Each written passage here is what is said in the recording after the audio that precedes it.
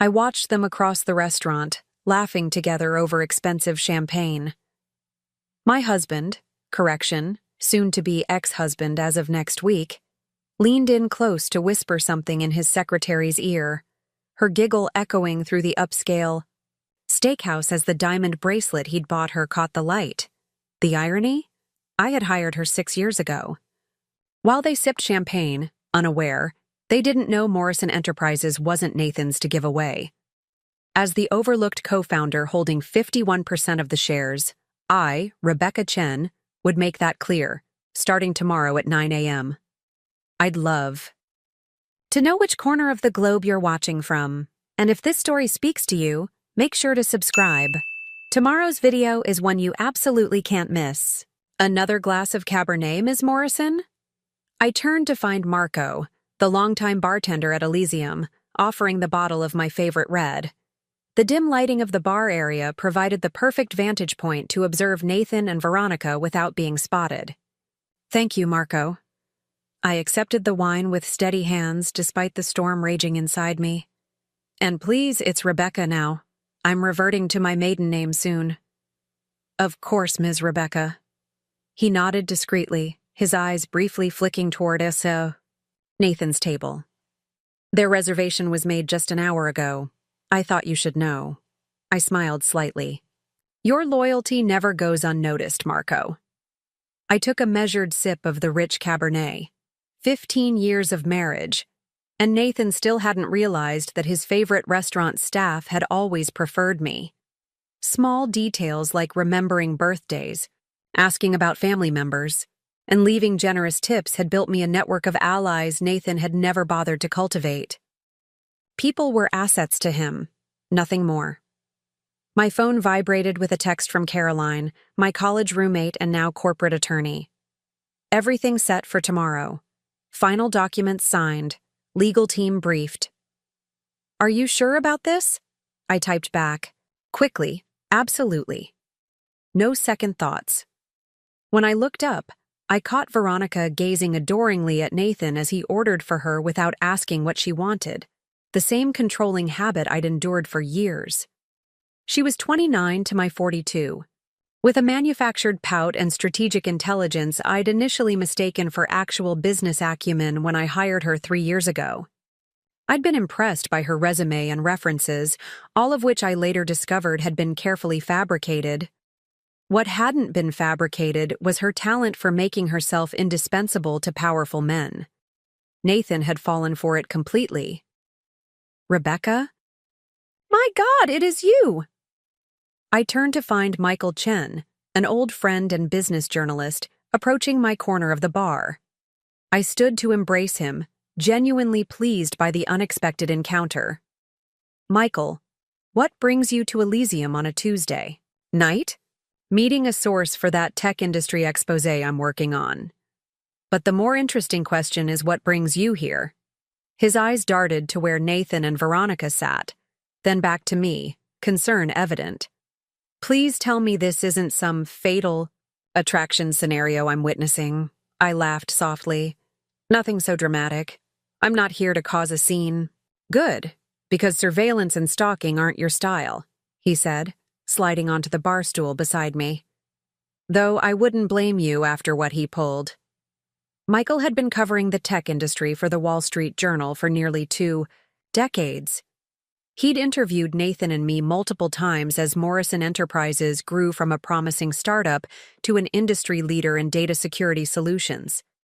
The tech world considered Nathan the visionary founder, and me, the supportive wife who handled the soft aspects of the business, HR, culture, community relations. Only a handful of people knew the truth, that the initial algorithm that had launched our flagship product had been my creation. How are you holding up? Michael asked, his voice softening. The industry rumors are flying, especially with that TechCrunch article about Nathan positioning Veronica for an executive role. I've been better, I admitted, but after tomorrow I'll be just fine. Michael's eyebrows rose. That sounds intriguing.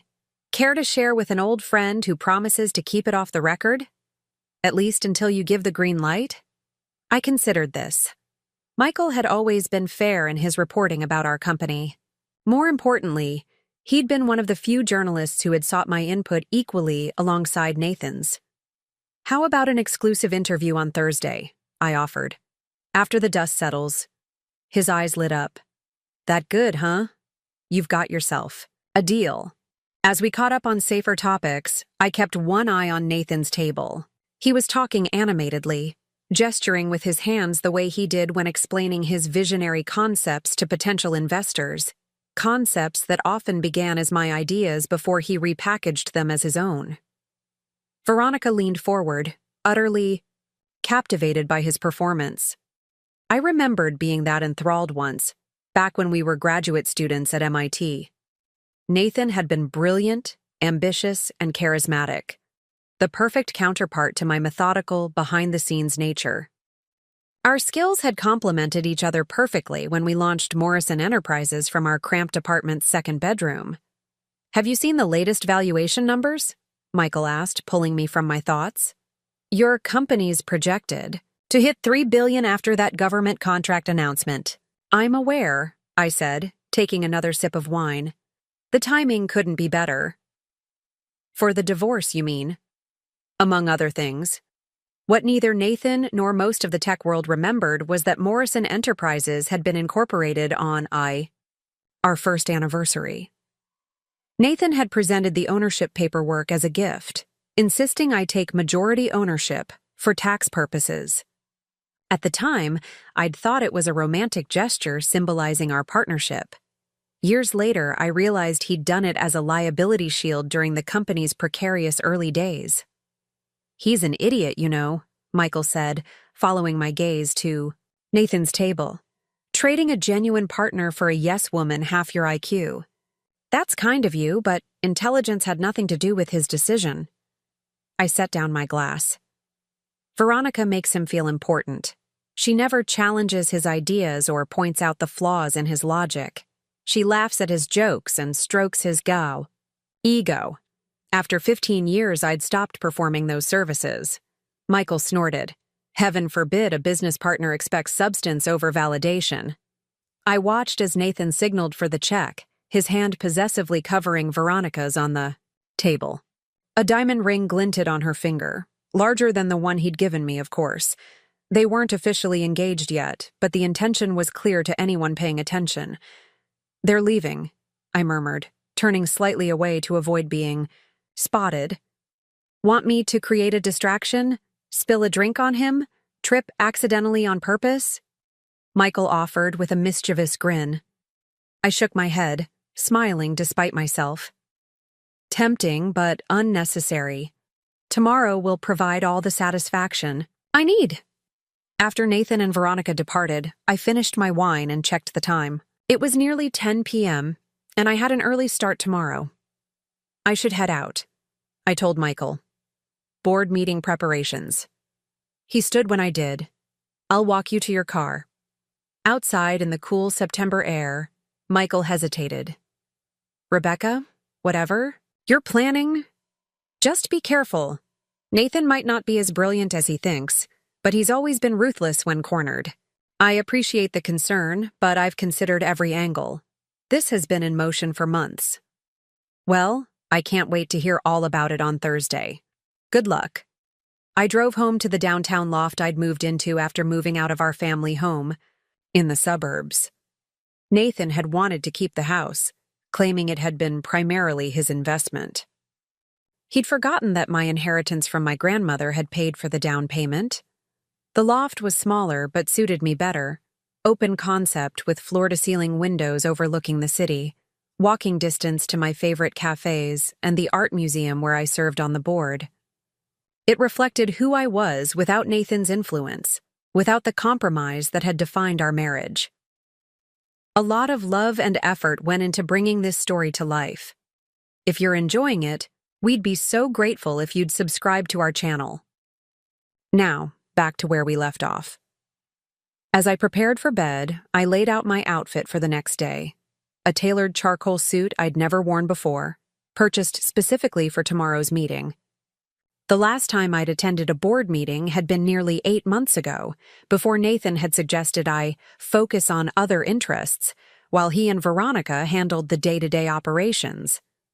What he'd really meant was, "Your presence makes my flirtation with my secretary awkward. Please make yourself scarce."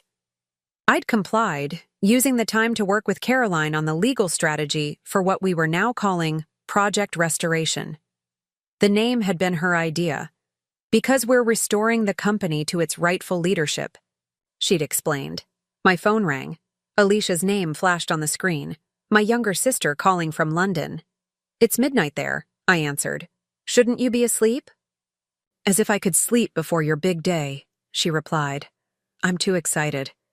Please tell me you'll FaceTime me right after the meeting so I can see your face when you describe the look on Nathan's face." Alicia had never warmed to Nathan, even before the affair. "There's something calculating behind that charm," she'd warned me years ago. I should have listened. I promised to call, but it might not be until evening your time. There will be a lot to handle tomorrow. "Worth the wait," she said. "Are you nervous?" I considered the question. Not nervous, just ready for it to be done. "Good. Because you've earned this moment. Remember what Dad always said. The best revenge is massive success," I finished with her. Our father, a self-made entrepreneur, who'd built and lost several businesses before finally succeeding, had instilled that philosophy in us. Exactly. And make sure you wear that power suit I helped you pick out. The one that makes you look like you could destroy a man with a single raised eyebrow. Already laid out and ready. After we hung up, I reviewed my presentation one final time. The slides were concise, the financial data devastating in its clarity. I'd documented everything, the gradual siphoning of company resources for Nathan's personal projects, the inflated expense reports, the questionable hiring decisions that had brought in several of Veronica's friends at inflated salaries, and most damning of all, the evidence that Nathan had been secretly negotiating to sell Morrison Enterprises' proprietary technology to our biggest competitor. The last discovery had been the final straw. I could forgive many things, but not Nathan's willingness to sell out everything we'd built, everything I'd built, for a quick payday that would primarily benefit him. As I finally lay down to sleep, my mind drifted back to 3 months ago, when I'd discovered the affair in the most cliched way possible, coming home early from a technology conference to find Veronica's designer purse sitting on our kitchen counter. The confrontation had been brief. Nathan hadn't bothered to deny anything. "We've grown apart, Rebecca," he'd said, his tone almost rehearsed. "You're so focused on the technical side of things, on the perfect code, the perfect algorithm. Veronica understands the human element of business." The irony of Nathan, who could barely remember his own mother's birthday, lecturing me about understanding people would have been laughable if it hadn't been so insulting. What he'd really meant was, Veronica is younger, more impressed by me, and doesn't know enough to question my decisions. I hadn't argued. I'd simply nodded and said, "I want a divorce." The shock on his face had been the first genuine emotion I'd seen from him in years. He'd expected tears, pleading, perhaps a promise to try harder to be the wife he wanted. Instead, I'd moved out. The next day, taking only my personal belongings and leaving him with a house full of furniture I no longer wanted. The divorce proceedings had moved quickly, with Nathan unusually amenable to my requests. In retrospect, his cooperation should have been a warning sign. He'd agreed to my terms because he'd already begun positioning Veronica within the company, making plans to edge me out completely once the divorce was finalized. What he didn't know, what I'd never corrected his assumption about, was that my 51% ownership had been carefully protected in our prenuptial agreement. Nathan had forgotten that detail over the years, operating as though the company was entirely his creation, his domain. The few times I'd mentioned my majority stake, he'd dismissed it as just a legal technicality and not how we actually run things. Tomorrow would bring clarity on exactly how things would be run moving forward. My alarm went off at 5:30 a.m. I rose immediately, without the usual desire to hit snooze. After a quick run on the treadmill to channel my nervous energy, I showered and began preparing with the focus of a soldier arming for battle. Hair styled in a sleek professional updo. Makeup is subtle but flawless. The charcoal suit with a silk blouse in deep burgundy, power colors as Alicia would say. Simple pearl earrings that had been my mother's. No wedding ring, of course, but in its place, a signet ring bearing my family crest that had belonged to my grandmother. A small reminder of where I came from and whose strength ran in my veins. At 7:15, Caroline texted that she was outside with the car. I gathered my leather portfolio containing copies of all the relevant documents, though they had already been digitally distributed to each board member's secure email 30 minutes earlier. Timed so Nathan wouldn't see them until he was all ready. At the office. "Ready for this?" Caroline asked as I slid into the back seat beside her. I nodded, feeling calmer than I had in months. "More than ready." She smiled, her expression a mixture of professional satisfaction and personal vindication, on my behalf. "Then let's go take back your company." The Morrison Enterprises headquarters occupied the top 10 floors of a gleaming downtown skyscraper. As we rode the express elevator to the executive floor, Caroline briefed me on last-minute details.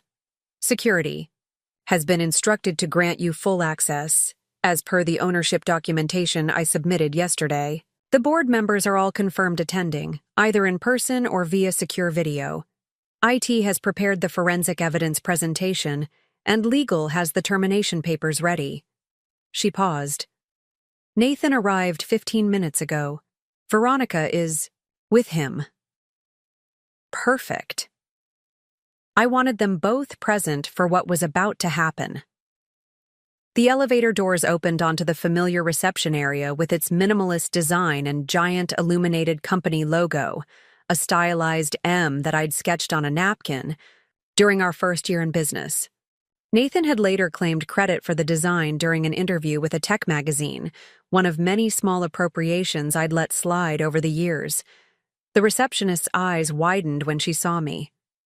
"Ms. Morrison, we weren't expecting you today." "Hello, Diane. I'm here for the board meeting." "Of course," she stammered, clearly confused. "They're gathering in the main conference room." As we walked through the open office area, conversations hushed. Employees stared or quickly averted their eyes. Everyone had heard about the divorce, and most had witnessed Nathan parading Veronica around as his new second-in-command. I kept my head high, acknowledging those brave enough to meet my gaze with a small smile. We paused outside the conference room. Through the glass walls, I could see several board members already seated, along with Nathan at the head of the table. Veronica stood behind him, leaning over his shoulder to point at something on his tablet, her hand lingering on his back in a clearly proprietary gesture. "Ready?" Caroline asked quietly. I took a deep breath and nodded. "It's time." We pushed open the doors and stepped into the room. The conversation instantly died. Nathan looked up, his expression shifting from confusion to annoyance. "Rebecca, what are you doing here?" His tone suggested I'd wandered into the wrong building entirely. "Good morning, Nathan," I said pleasantly. "I'm here for the board meeting. As majority shareholder, I believe that's my right." His face paled. Slightly, but he recovered quickly. "This is highly irregular. We're discussing sensitive company matters today." "I'm aware," I replied, moving to the empty chair directly opposite him at the other end of the table. "That's precisely why I'm here." Caroline took the seat to my right, opening her laptop with calm efficiency. Nathan leaned forward, his voice low and threatening. "Rebecca, whatever game you're playing." "It's no game, Nathan," I interrupted, my voice carrying clearly across the table. As the board members have just been informed via email, I've called this special session to address some critical concerns about the company's current leadership and future direction. The board members, 5 distinguished business leaders and investors who had backed us from the early days, were already examining the documents on their tablets, their expressions growing increasingly grave. Veronica hovered uncertainly behind Nathan, her perfectly manicured hand still resting on his shoulder.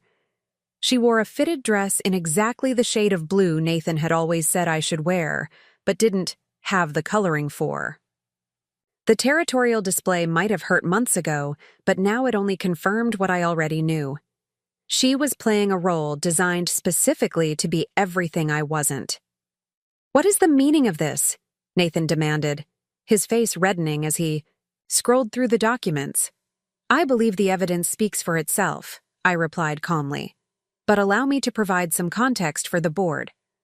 I opened my presentation, which appeared on the large screen at the center of the table. The first slide displayed a simple timeline of Morrison Enterprises, beginning with our founding 15 years ago and highlighting key milestones. As you all know, Morrison Enterprises began with a singular vision: to create adaptive security, algorithms that could protect data against emerging threats. What some of you may not know is whose vision that actually was. I clicked to the next slide, which showed the original code for our flagship product, with my name in the developer comments.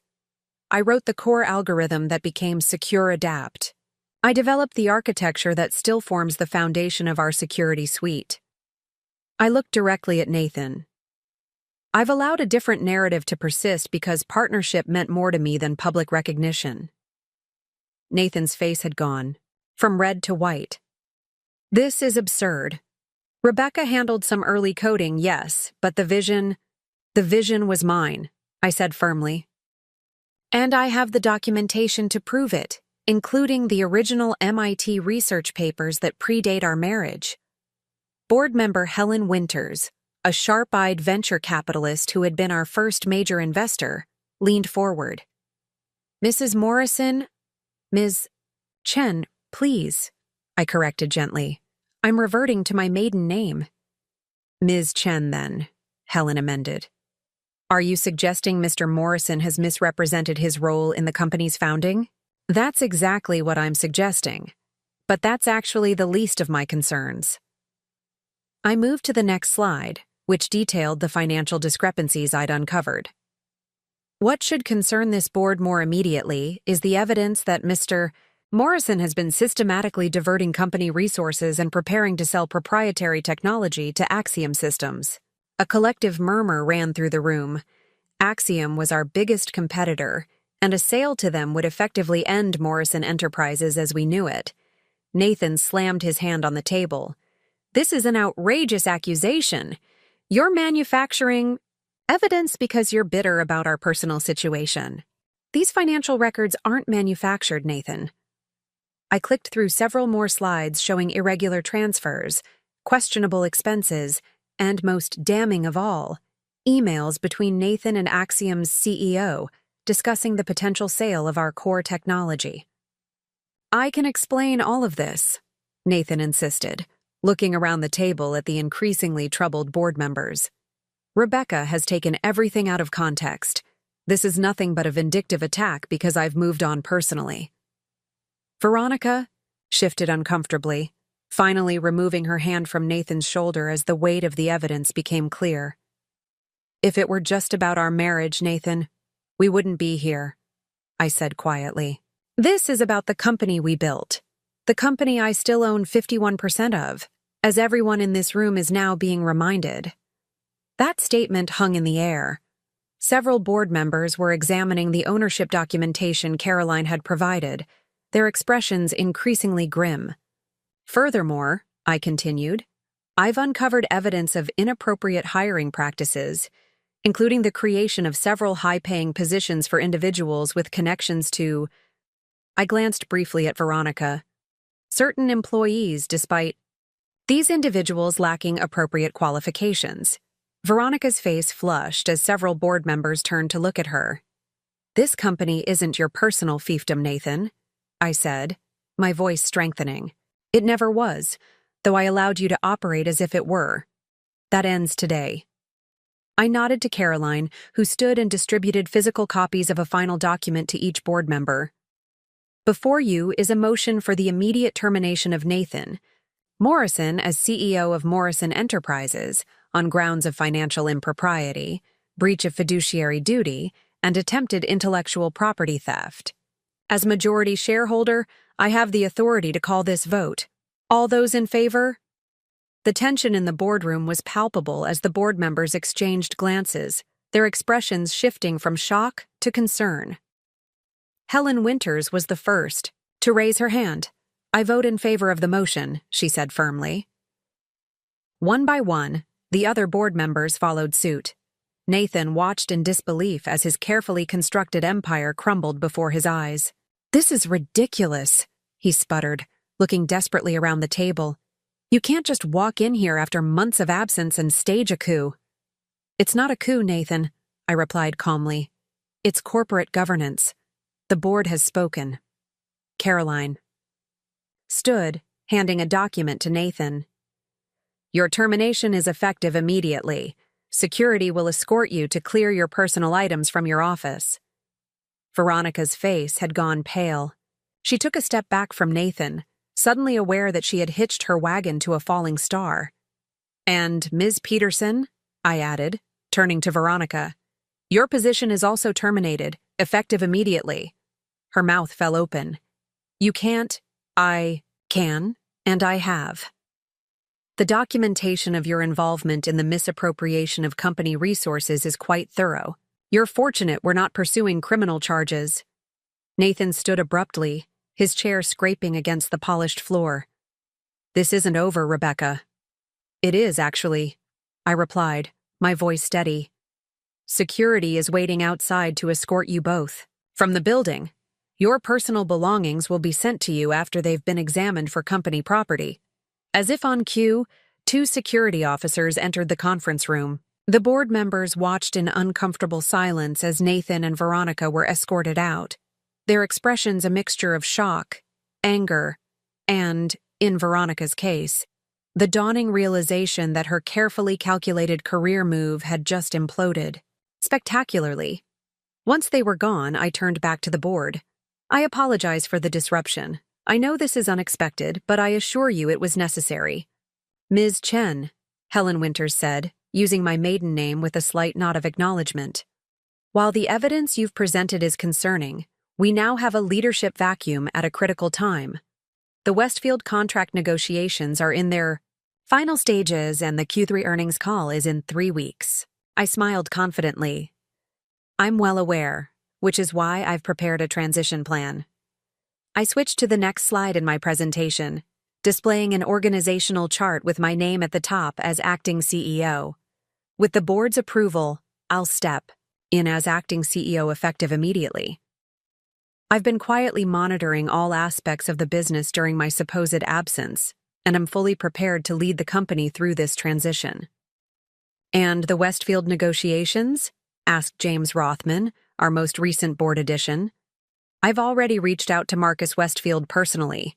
He and I have maintained a professional relationship for years. He's aware of the situation and has expressed his continued confidence in Morrison Enterprises under my leadership." The tension in the room gradually eased as I walked them through the transition plan, addressing each concern methodically and demonstrating my intimate knowledge of the company's operations, knowledge that surprised those who had bought into Nathan's narrative of me as merely the supportive wife. By the end of the meeting, the board had unanimously approved my appointment as acting CEO, with a formal review scheduled in 6 months to consider making the position permanent. As the board members filed out, Helen lingered behind. "I owe you an apology," she said once we were alone. "I should have seen through Nathan's maneuvering earlier." I shook my head. "He fooled a lot of people, including me, for longer than I care to admit." Helen smiled wryly. "Not completely, though. You kept your controlling interest. A fortunate precaution that turned out to be necessary." She nodded thoughtfully. "Well, I look forward to seeing what Morrison Enterprises becomes under your leadership. The true founder is at the helm at last." After Helen departed, Caroline and I remained in the conference room, the magnitude of what we'd just accomplished slowly sinking in. "I can't believe how smoothly that went," Caroline said, gathering her papers. "I expected more resistance from Lombard and Haskins. They've always been in Nathan's pocket." "They're businessmen first," I replied. "The evidence was too damning. Supporting Nathan would have made them complicit." We walked to what had been Nathan's office, my office now. The panoramic views of the city skyline were impressive, but the space itself felt cold and impersonal, with its minimalist furniture and conspicuous lack of personal touches. Nathan had always preferred style over comfort, image over substance. "We should get your things moved in here today," Caroline suggested, running her finger along the edge of the sleek desk. I shook my head. "Not yet. There's something I need to do first." Caroline raised an eyebrow questioningly. "I need to address the staff," I explained. "Right now they're watching Nathan and Veronica being escorted out, and rumors are probably already flying. They deserve to hear directly from me what's happening." Caroline nodded approvingly.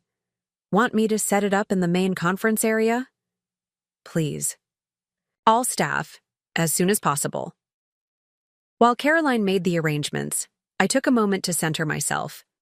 Through the glass walls of the office, I could see employees gathered in small clusters, whispering among themselves, casting curious glances in my direction. Most of them knew me, at least by sight, but few had any idea of my true role in founding the company. That was about to change. 30 minutes later, I stood before the assembled staff in our largest conference area. Nearly 200 employees had squeezed in, with more joining via video conference from our satellite offices. "Good morning," I began, my voice steady despite the flutter of nerves in my stomach. "For those who don't know me, I'm Rebecca Chen, co-founder of Morrison Enterprises. Until this morning, I was also the wife of Nathan Morrison, though our divorce will be finalized next week." A murmur rippled through the crowd. "I know many of you are confused by the events you've witnessed today. Let me be clear. Nathan Morrison has been removed as CEO by unanimous decision of the board. This action was taken after the discovery of serious financial improprieties and breach of fiduciary duty." I paused, allowing the information to sink in. "I have been appointed acting CEO, effective immediately. I want to assure all of you that the company is on solid financial footing, and our projects and client relationships will continue without disruption." I saw relief in many faces, alongside uncertainty and curiosity. Some of you have been with Morrison Enterprises since the early days. You may remember that I was once a regular presence in these offices, working alongside many of you to build our core technology. Over time, I stepped back from daily operations, a decision I now regret. I took a deep breath before continuing. "Moving forward, I promise transparency, integrity, and a renewed commitment to the innovative spirit that made this company successful in the first place. I also promise that your jobs are secure. The only personnel changes being made today are at the executive level." This brought visible relief to many faces in the crowd.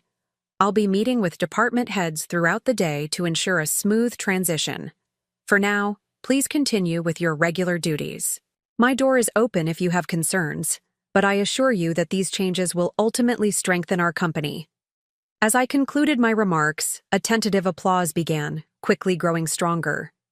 I was touched by the show of support, particularly from those employees who had been with us from the beginning, those who remembered my contributions before Nathan had gradually pushed me into the background. The following hours were a whirlwind of meetings and calls. I met with each department head, reassuring them about the transition and addressing their concerns. Most were professional and adaptable, though a few who had been particularly close to Nathan were noticeably cooler. By late afternoon, I finally had a moment to call Alicia. "So?" she demanded as soon as she answered. "Did you destroy him? Please, tell me you destroyed him." I laughed, suddenly feeling lighter than I had in months. "He's gone. They're both gone." "And the board?" unanimously approved my appointment as acting CEO. Alicia's squeal of delight was so loud I had to hold the phone away from my ear. I wish I could have seen his face. Was he shocked? Please tell me he was shocked. Complete disbelief, I confirmed, allowing myself a small smile of satisfaction. He really thought he'd managed to erase my contributions so thoroughly that no one would remember. Classic narcissist, Alicia scoffed. So what happens next? Now comes the hard part, proving I deserve the position beyond just owning the majority of shares. The board gave me 6 months to show results before making my appointment permanent. You'll do it, Alicia said confidently. You built that company as much as he did. More, probably. Thanks for believing in me, I said softly. I needed that. Today.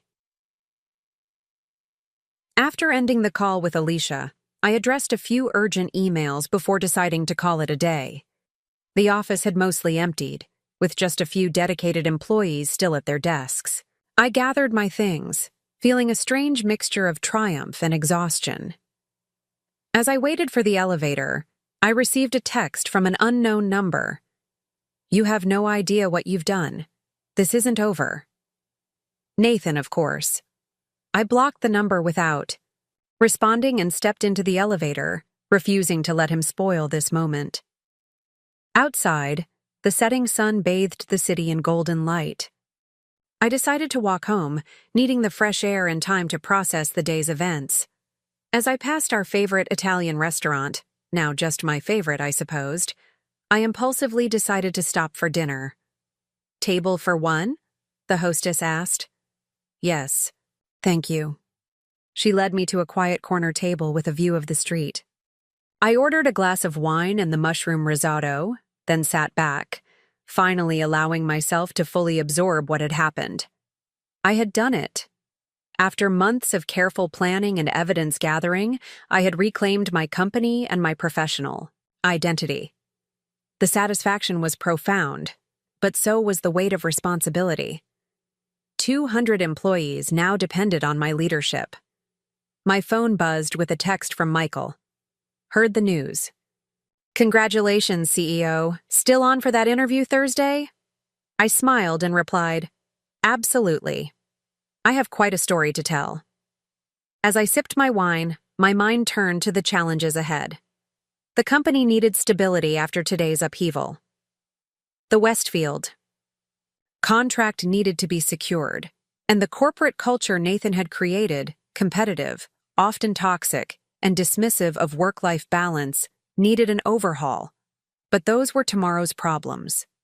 Tonight, I would allow myself this moment of victory. The waiter arrived with my risotto, steam rising invitingly from the creamy rice. Enjoying your evening, ma'am? Very much so, I replied with genuine warmth. It's been quite a day. As I ate, I noticed a couple enter the restaurant. The man in an expensive suit, the woman significantly younger and dressed to impress. They reminded me so much of Nathan and Veronica that I had to look twice to confirm it wasn't them. It was a sobering reminder that what had happened in my marriage wasn't unique. Men in positions of power discarding their partners for younger, more admiring versions was practically a cliché. The difference in my case was the outcome. I wondered what Nathan was doing now. Packing up his things from our house, perhaps, or consulting with lawyers about fighting my takeover. Maybe he was with Veronica, assuring her that this setback was temporary, that he would find a way to regain control. Good luck with that, I thought, taking another sip of wine. The documentation Caroline and I had compiled was bulletproof. The board's vote had been unanimous. And most importantly, I owned 51% of the company. A fact that Nathan had conveniently forgotten over the years, but was now painfully aware of. My phone buzzed again, Caroline this time, just got a call from Nathan's attorney. He's demanding an emergency board meeting to contest his termination. I sighed, the momentary peace disturbed. On what grounds? Claims the evidence was obtained illegally and that you manipulated the board. Standard desperate tactics. Nothing to worry about, but wanted to give you a heads up. Thanks. Let's discuss strategy in the morning. I returned to my meal, determined not to let Nathan's desperate maneuvers spoil my evening. This was exactly what I had expected. He would fight, using every tool at his disposal. But I had prepared for this, spending months building an airtight case with Caroline's legal expertise guiding me. As I finished my dinner, the restaurant began to fill with the evening crowd. Business dinners, first dates, old friends catching up, normal life continuing all around me while my own had been turned upside down, then righted again on my own terms. On impulse, I ordered a tiramisu for dessert, something I rarely indulged. And why not? This was a day for breaking patterns. Walking home in the cool evening air, I felt a strange sense of liberation. For 15 years, my identity had been tied to Nathan's, first as his girlfriend, then wife, always the supportive partner behind his success. Even in the company we had built together, I had gradually allowed myself to be pushed into the shadows. No, more. Rebecca Chen was stepping into the light. Back at my loft, I kicked off my heels and poured myself a nightcap, a small glass of the expensive scotch Alicia had sent me when I filed for divorce. For celebrating your independence, the note read. It seemed appropriate now. I stepped out onto my small balcony, looking out at the city lights. Somewhere out there, Nathan was plotting his next move. I had no illusions that he would accept defeat gracefully. He would fight, and it might get ugly. Let him try, I thought, sipping the smoky scotch. I was done being underestimated. My phone chimed with an email alert. I almost ignored it. Enough business for one day, but the sender's name caught my attention. Marcus Westfield. Dear Rebecca, I was pleased to hear of your return to Morrison Enterprises leadership. While I've always respected Nathan's business acumen, I've long suspected you were the true innovative force behind your security solutions. I'd die. Like to meet with you personally to discuss the contract our teams have been negotiating. I believe we can find terms that better reflect our mutual goals now that you're at the helm. Would tomorrow at 2 p.m. at my office work for you? Best regards, Marcus. I smiled, typing a quick acceptance. This was unexpected, but welcome news. The Westfield contract would secure our financial position for the next 3 years and open doors to government contracts we had previously been unable to access. Tomorrow would be another challenging day, but I was ready for it. For the first time in years, I was exactly where I belonged, in charge of my own destiny and the company I had helped build. As I prepared for bed, I thought about the journey ahead. Rebuilding Morrison Enterprises would take time. Establishing my leadership would require proving myself daily. But I had something now that I had lost somewhere along the way during my marriage to Nathan: confidence in my own abilities. The best revenge wasn't just taking back what was rightfully mine, it was thriving afterwards. And that's exactly what I intended to do. My alarm chimed at 5:30 a.m. the next morning. Unlike my usual routine of hitting snooze multiple times, I was instantly awake, my mind already racing with the tasks ahead. The initial victory had been secured, but I knew Nathan well enough to expect retaliation. He wouldn't accept defeat gracefully. He never had. After a quick shower and a strong cup of coffee, I dressed with deliberate care. A navy power suit with subtle gold accessories, including my grandmother's vintage watch. She had built her own accounting firm in the 1960s when female entrepreneurs were rare. Never let them see you sweat, she'd advised me when I started my career. And never dress for the job you have. Dress for the job you're taking. The early morning streets were quiet as my car service drove me to the office. I wanted to arrive before most employees to settle into my new role without an audience. The security guard at the front desk did a double take when I walked in. Good morning, Ms. Chen, he said, quickly recovering. Congratulations on your new position. Word traveled fast. Thank you, George. I'll be expecting Marcus Westfield at 2 p.m. Please make sure he's escorted directly to my office when he arrives. Of course, ma'am. The executive floor was deserted. At 6:30 a.m. I paused outside what was now my office, running my fingers over the nameplate that still read, Nathan Morrison, CEO. That would need to change immediately. Inside, the office felt different in the early morning light, less imposing, more of a blank canvas. I set down my briefcase and walked to the floor-to-ceiling windows. The city was waking up below, the first rays of sunlight glinting off neighboring skyscrapers. This view had been Nathan's alone for too long. My phone buzzed with a text from Caroline. Court filing from Nathan just hit our legal team's desk. Seeking emergency injunction to block. Leadership change. Meeting with legal at 8 a.m. to discuss response. I had expected this. See you at 8. I spent the next hour familiarizing myself with Nathan's filing system and examining the contents of his desk drawers, mostly empty now, aside from company supplies. Security had been thorough in supervising his exit. In the credenza, behind the desk, I found a half-empty bottle of scotch and 2 crystal glasses. Nathan's preferred method of closing deals had always involved alcohol, another aspect of the company culture I intended to change. By 7:30, employees began filtering. Passed through the glass walls. I caught curious glances directed my way.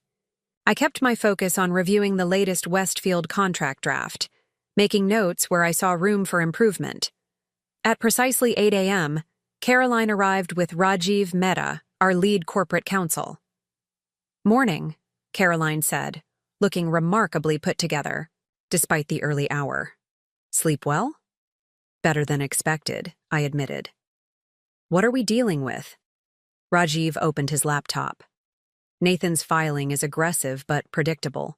He's claiming the board's decision was based on fraudulent evidence and that his termination violates several clauses in his employment contract. Does it? I asked. Not at all. His contract explicitly allows for termination by board vote in cases of financial impropriety. We have him dead to rights on that. I nodded. What's our response? We've already filed a counter-motion with evidence of his financial misdeeds. The judge assigned to the case is Judge Reynolds.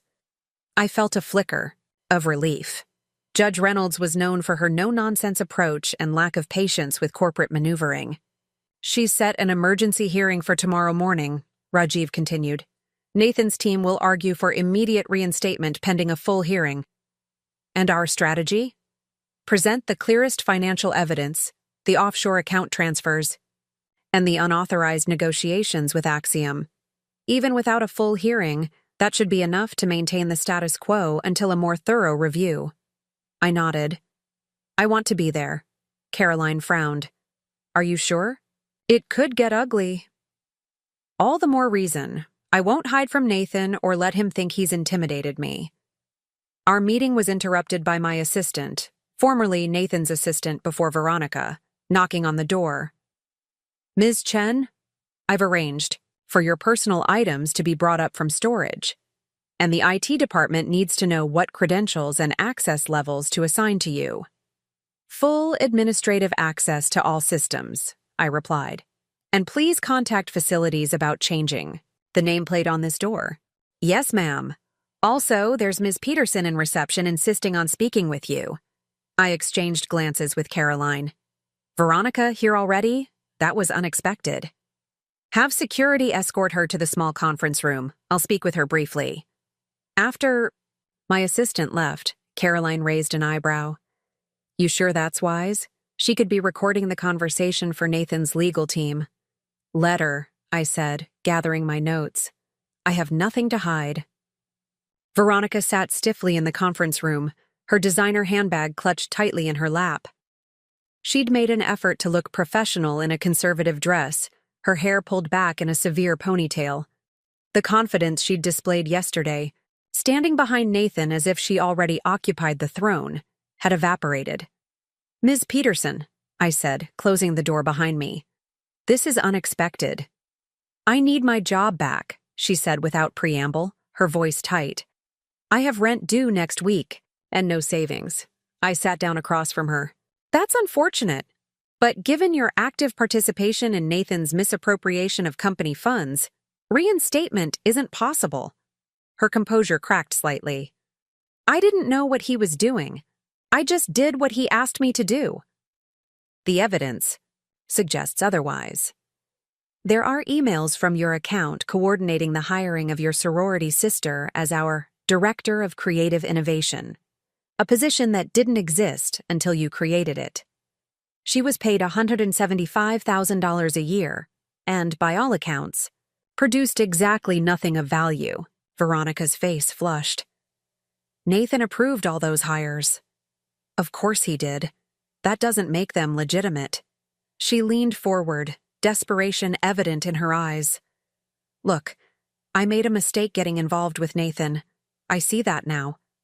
But I need this job. You should have considered that before you helped him embezzle from the company and pushed me out of my own firm. I kept my voice level. Your termination stands, Ms. Peterson, though I would be willing to forego pressing charges for your role in the financial improprieties in exchange for your cooperation. Her eyes narrowed. What kind of cooperation? Information. Nathan is challenging. His termination in court.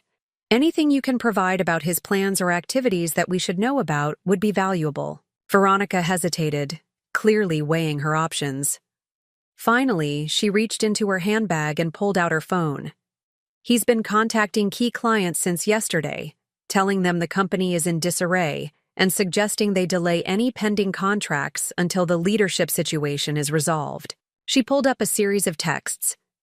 He specifically mentioned calling Marcus Westfield last night. This was valuable intelligence. I had suspected Nathan might try to sabotage client relationships, but confirmation helped me prepare. What else? Veronica hesitated. He's meeting with Axiom's CEO today at noon. He said he has something they want, regardless of whether he's at Morrison Enterprises. My blood ran cold. Our proprietary algorithms.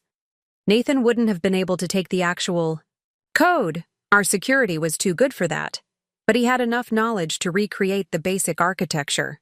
Thank you for this information, I said, making notes. Is there anything else? Veronica bit her lip. He's not well. After we left yesterday, he drank an entire bottle of whiskey and started talking about how he'd burn it all down before letting you win.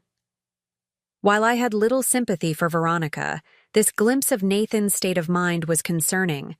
Nathan had always been controlled, calculating.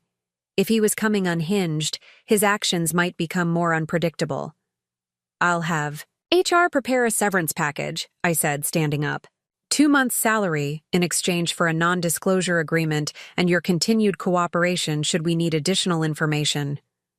Relief washed over her face. Thank you. As she stood to leave, curiosity got the better of me. Why did you do it? You had a promising career ahead of you here. Why risk it all for an affair with your married boss? Veronica's expression hardened slightly. He made me feel special, important, like I was the only one who truly understood his vision. She gave a bitter laugh. Classic, right? The secretary falling for the powerful boss's attention. And now? Now I see he was using me, just like he used everyone. She paused at the door. For what it's worth, I am sorry about how things happened. I never thought about how it would affect you. That much was obvious, I replied coolly. After Veronica left, I immediately called Rajiv to brief him on Nathan's meeting with Axiom. We needed to send them a cease and desist letter immediately, warning that any technology developed with Nathan that resembled our proprietary systems would result in immediate legal action. My next call was to Marcus Westfield, rescheduling our meeting to 11 a.m. instead of 2 p.m., before Nathan's lunchtime meeting with Axiom could potentially derail our negotiations. The rest of the morning passed in a blur of activity. I met with FAI, the executive team, now missing its CEO and executive assistant to the CEO, to outline my immediate priorities and expectations.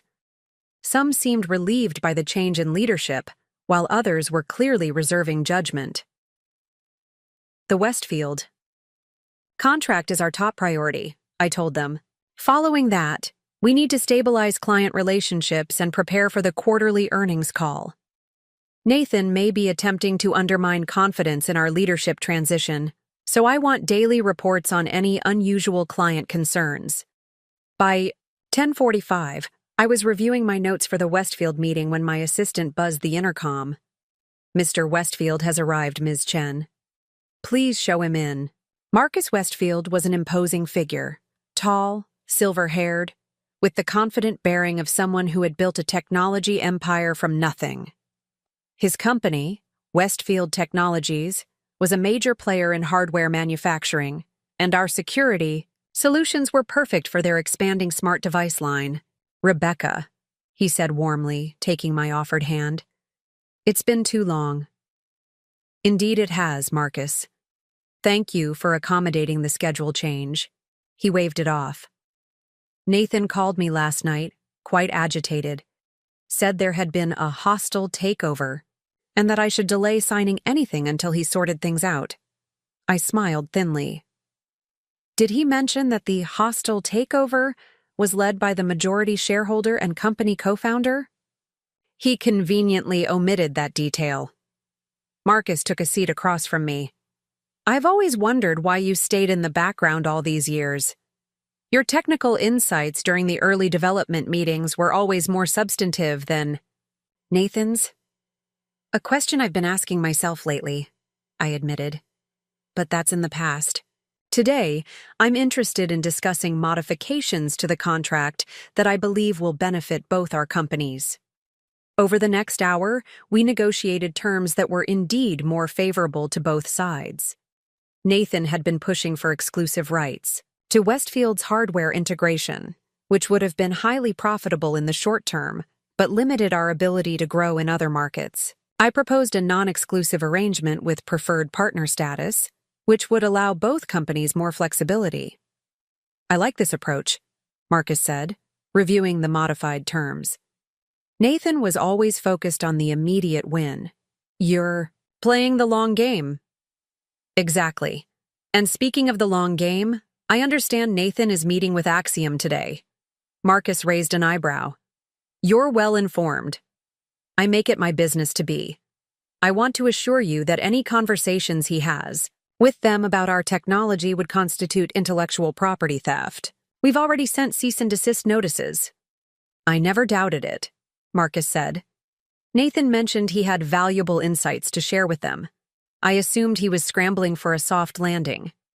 By the end of our meeting, we had a handshake agreement on the revised contract terms, with the final paperwork to be signed by the end of the week, a significant win for my first full day as CEO.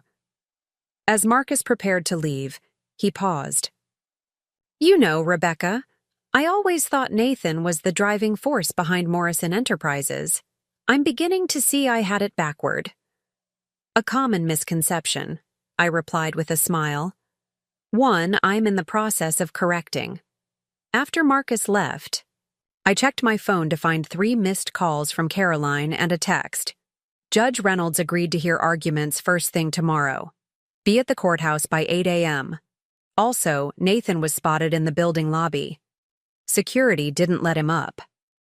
Nathan was getting desperate. Good. Desperate people made mistakes, and I needed every advantage for tomorrow's hearing. I spent the afternoon preparing with our legal team, reviewing the evidence against Nathan, and practicing my responses to likely questions from the judge. By 6 p.m., I was confident in our position, but mentally exhausted. As I packed up to leave, my assistant appeared at the door. "Ms. Chen, there's a delivery for you." She placed a small box on my desk. No card, no return address. "Who brought this?" I asked, suddenly wary. "Courier service. It passed security screening." I carefully opened the box to find a single chess piece inside, a white queen, broken in half. The message was clear. Nathan was declaring war. I stared at the broken chess piece, a chill running down my spine. Nathan had always been fond of chess metaphors in business, constantly talking about being several moves ahead of competitors. During happier times, we had played matches on Sunday mornings over coffee. He'd been a sore loser then, too. "Ms. Chen, is everything all right?" My assistant hovered uncertainly in the doorway. "Fine," I replied, closing the box. "Please have security review the footage of the courier's delivery. I want to know who sent this." After she left, I took a photo of the broken queen and sent it to Caroline with a brief message. "Nathan's latest move. See you at court tomorrow." Her response was immediate. "Intimidation tactics. He's desperate." I hoped she was right, but the gesture unsettled me more than I cared to admit. Nathan knew how to get under my skin. 15 years of marriage had given him plenty of practice. The drive home through evening traffic gave me time to collect my thoughts. Despite the chess piece, today had been largely successful. The Westfield contract was nearly secured. The initial shock of leadership change was settling among the staff. And thanks to Veronica's unexpected cooperation, I had valuable intelligence about Nathan's plans. As my car pulled up to my building, I spotted a familiar figure waiting near the entrance. Michael Chen, the journalist. He was casually dressed, in jeans and a leather jacket, looking very different from his professional attire at the restaurant. "Ambushing me at home?" I asked as I approached. "That's not your usual style." He smiled apologetically. "Not an ambush, I promise. I was in the neighborhood and took a chance you might be home." I raised an eyebrow. "At 7 in the evening on a workday? Unlikely." "Fair point," he conceded. "Truth is, I heard about Nathan's court filing and wanted to check if our interview was still on for tomorrow." I considered this. Michael was being opportunistic, but he'd always been fair in his reporting. Having the Wall Street Journal cover, my side of the story could be valuable, especially if Nathan was reaching out to other business reporters. "The interview stands, but I can only give you 30 minutes. Court hearing in the morning, and I need to prepare." Relief flickered across his face. "Thank you. Can I buy you dinner? You probably haven't eaten." I hadn't, in fact. Lunch had been a salad eaten hurriedly between meetings. "There's a Thai place around the corner," I suggested. "Good food, quiet, enough to talk." As we walked, Michael kept the conversation light, asking about the neighborhood and how I was settling in.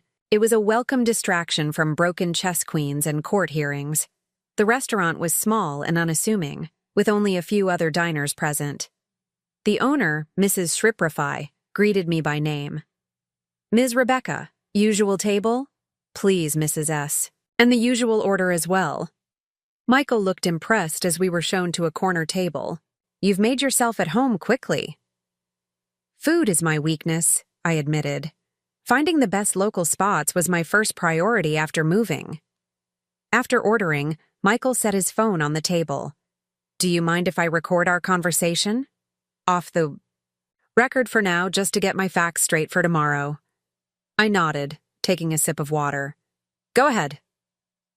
"Let's start with the basics. How long had you been planning yesterday's boardroom revelation?" "That's hardly starting with the basics," I laughed. "But if you're asking whether this was a spontaneous reaction to Nathan's affair or a calculated business decision, it was the latter. I've been documenting Nathan's financial improprieties for months." "Before or after you discovered the affair?" "After. The affair was the catalyst that made me look more closely at the company finances. What I found was much worse than I expected." Michael leaned forward. "And what exactly did you find?" I chose my words carefully. "Significant financial irregularities that constituted breach of fiduciary duty. Unauthorized transfers to offshore accounts, nepotistic hiring practices, and most seriously, preliminary negotiations to sell proprietary technology to competitors." "Axiom Systems?" I paused, surprised by his knowledge. "You've done your homework," he shrugged.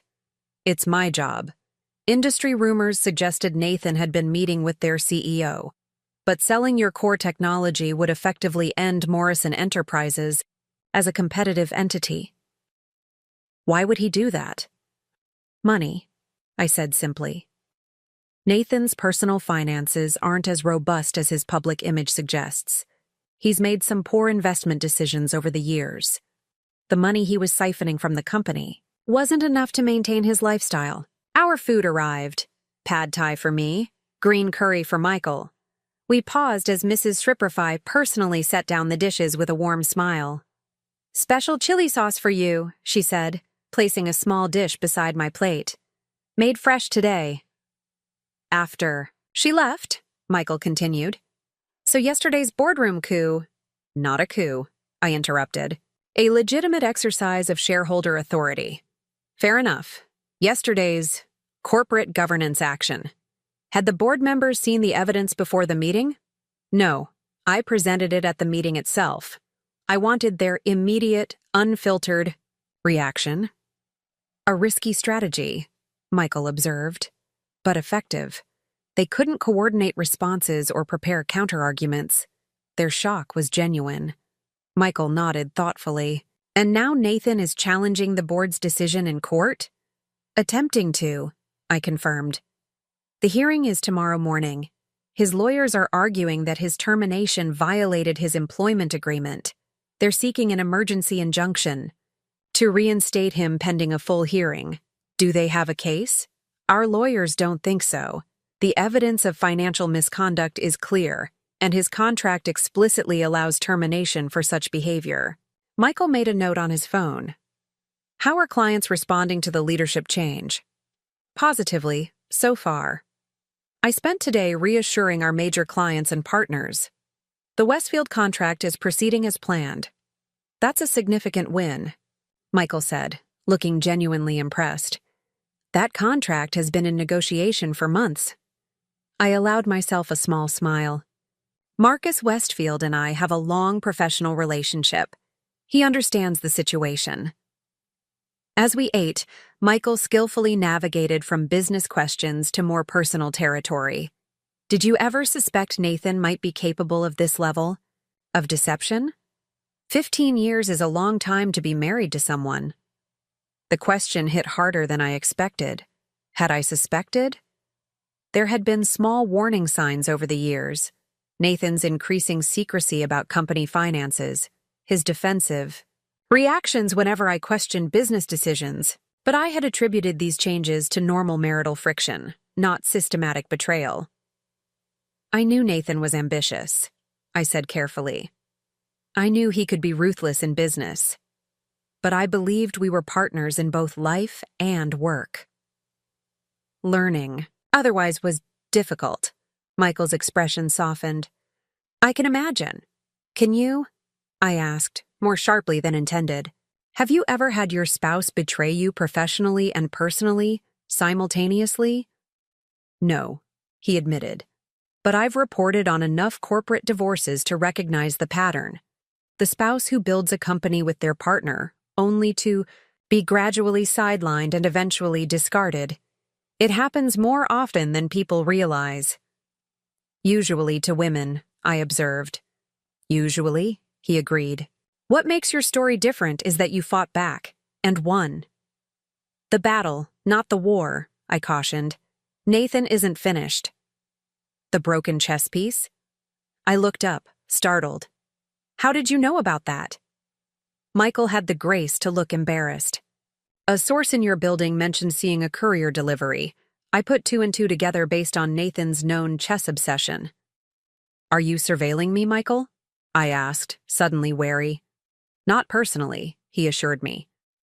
"But when a major tech CEO is ousted by his wife in a boardroom showdown, people talk. I have sources watching both you and Nathan." "And what are your sources saying about Nathan?" Michael hesitated. "That he's not taking this well. He was spotted at Axiom's offices today, and later drinking heavily at the Oak Room. There are rumors. He's liquidating personal assets." This was concerning. Nathan liquidating assets suggested he was either planning something expensive or preparing to disappear. "You should include that in your article," I said. "The business community should know who they're dealing with." "I intend to," Michael assured me. "This story has everything. Corporate intrigue, personal betrayal, revenge. It's going to make waves. Just make sure the facts are accurate, I said, signaling for the check. I have a company to run, and I need the business world to see me as a capable CEO, not just a scorned wife. That's exactly what makes this compelling, Michael said. You're not playing the victim, you're taking control. As we left the restaurant, the night air had turned chilly. Michael offered his jacket, but I declined. I'll see you tomorrow after. Court? I said, extending my hand professionally. He shook it with a wry smile. Good luck in the morning. Though from what I've seen, you make your own luck. Back in my apartment, I kicked off my heels and poured a small glass of wine. Tomorrow would be another battle, and I needed to be sharp. The interview with Michael had been unexpectedly therapeutic. Articulating my position had helped clarify my thoughts. I was reviewing my notes for the court hearing when my phone rang. Unknown number. Normally I would let it go to voicemail, but given the circumstances, I answered. Rebecca Chen speaking. Silence, then heavy breathing. Hello? I repeated, my grip tightening on the phone. You think you've won? Nathan's voice, slightly slurred. You haven't. I should have hung up, but curiosity kept me on the line. Nathan, it's nearly 10 p.m. If you have something to say it through your lawyers. They don't understand what's at stake, he said, his words running together slightly. You took my company, my reputation. You took those from yourself when you decided to embezzle from the company and sleep with your secretary, I replied. Coldly. Veronica, he snapped. Her name is Veronica, and she at least appreciated my vision, unlike you. Your vision? The algorithms that built Morrison Enterprises were mine, Nathan. The core technology that made us successful came from my research. Research I funded, he shouted. With my family's money. You'd still be writing code in some basement if it weren't for me. His revisionist history was infuriating, but not surprising. Nathan had always been skilled at reshaping the past to center himself. Is there a point to this call, Nathan? Because if you're just calling to rehash history, I have court preparations to make. The point, he said, his voice dropping to a dangerous whisper, is that you've forgotten who you're dealing with. I made you, Rebecca, and I can break you just as easily. You already tried that, I reminded him. It didn't work out well for you. Tomorrow is just the beginning, he continued as if I hadn't spoken. You think you know what I'm capable of? You have no idea. The threat hung in the air between us. For a moment, I felt a flicker of the old fear, the gradual erosion of confidence I'd experienced during our marriage as Nathan had systematically undermined me professionally and personally. But I wasn't that person anymore. Goodbye, Nathan, I said firmly. And a word of advice. Sober up before court tomorrow. Judge Reynolds doesn't look kindly on litigants who waste her time. I hung up before he could respond, then immediately called Caroline. Nathan just called me, I said when she answered, drunk and threatening. Did you record it? She asked. Immediately all business. No, I didn't think so. Start recording all calls from unknown numbers, she advised. Threats could strengthen our case if he contests the divorce settlement. After speaking with Caroline, I tried to return to my court preparations, but Nathan's call had left me unsettled. I walked to the windows of my apartment, looking out at the city lights. Somewhere out there, Nathan was plotting his next move. The broken chess queen wasn't just symbolic, it was a promise. My phone buzzed with a text from Alicia. Just landed. At JFK. Coming straight to your place. Don't argue. I smiled despite myself. My sister, flying in from London without warning. Typical. An hour later, Alicia arrived in a whirlwind of designer luggage and jet lag. You look awful, she announced, giving me a critical once-over as she swept into my apartment. When did you last sleep properly? Hello to you too, I replied, embracing her. What are you doing here? I thought you had that gallery opening this weekend. Postponed, she said dismissively. This is more important. My sister is taking down her snake of an ex-husband, and I want front row seats. Despite my protest that she was overreacting, I was grateful for her presence. Alicia had always been my fiercest defender, from playground bullies to now. She ordered us food from a late-night delivery service and insisted on reviewing my outfit choices for court. No, absolutely not, she said, vetoing the conservative gray suit I'd laid out. Too bland. You need something that says, I'm taking my company back. Not, I'm apologizing for existing. She rummaged through my closet, emerging with a deep burgundy suit I rarely wore.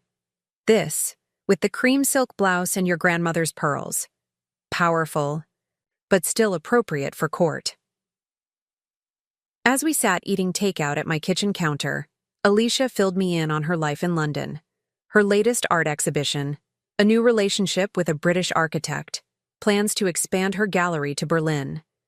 Her vibrant energy was exactly what I needed after the tension of the past few days.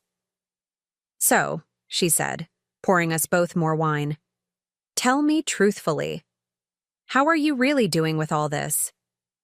I considered deflecting with my usual, I'm fine, but this was Alicia. She'd see through it immediately. Angry, I admitted, and hurt, but mostly angry at myself for not seeing it sooner. For letting Nathan gradually push me into the background of my own company. For believing him when he said my stepping back was for the good of the business. Alicia nodded sympathetically. Classic gaslighting. He made you doubt your own value. And I let him, I said bitterly. That's the part I'm struggling with. I have a double master's from MIT. I wrote the algorithms that built our company.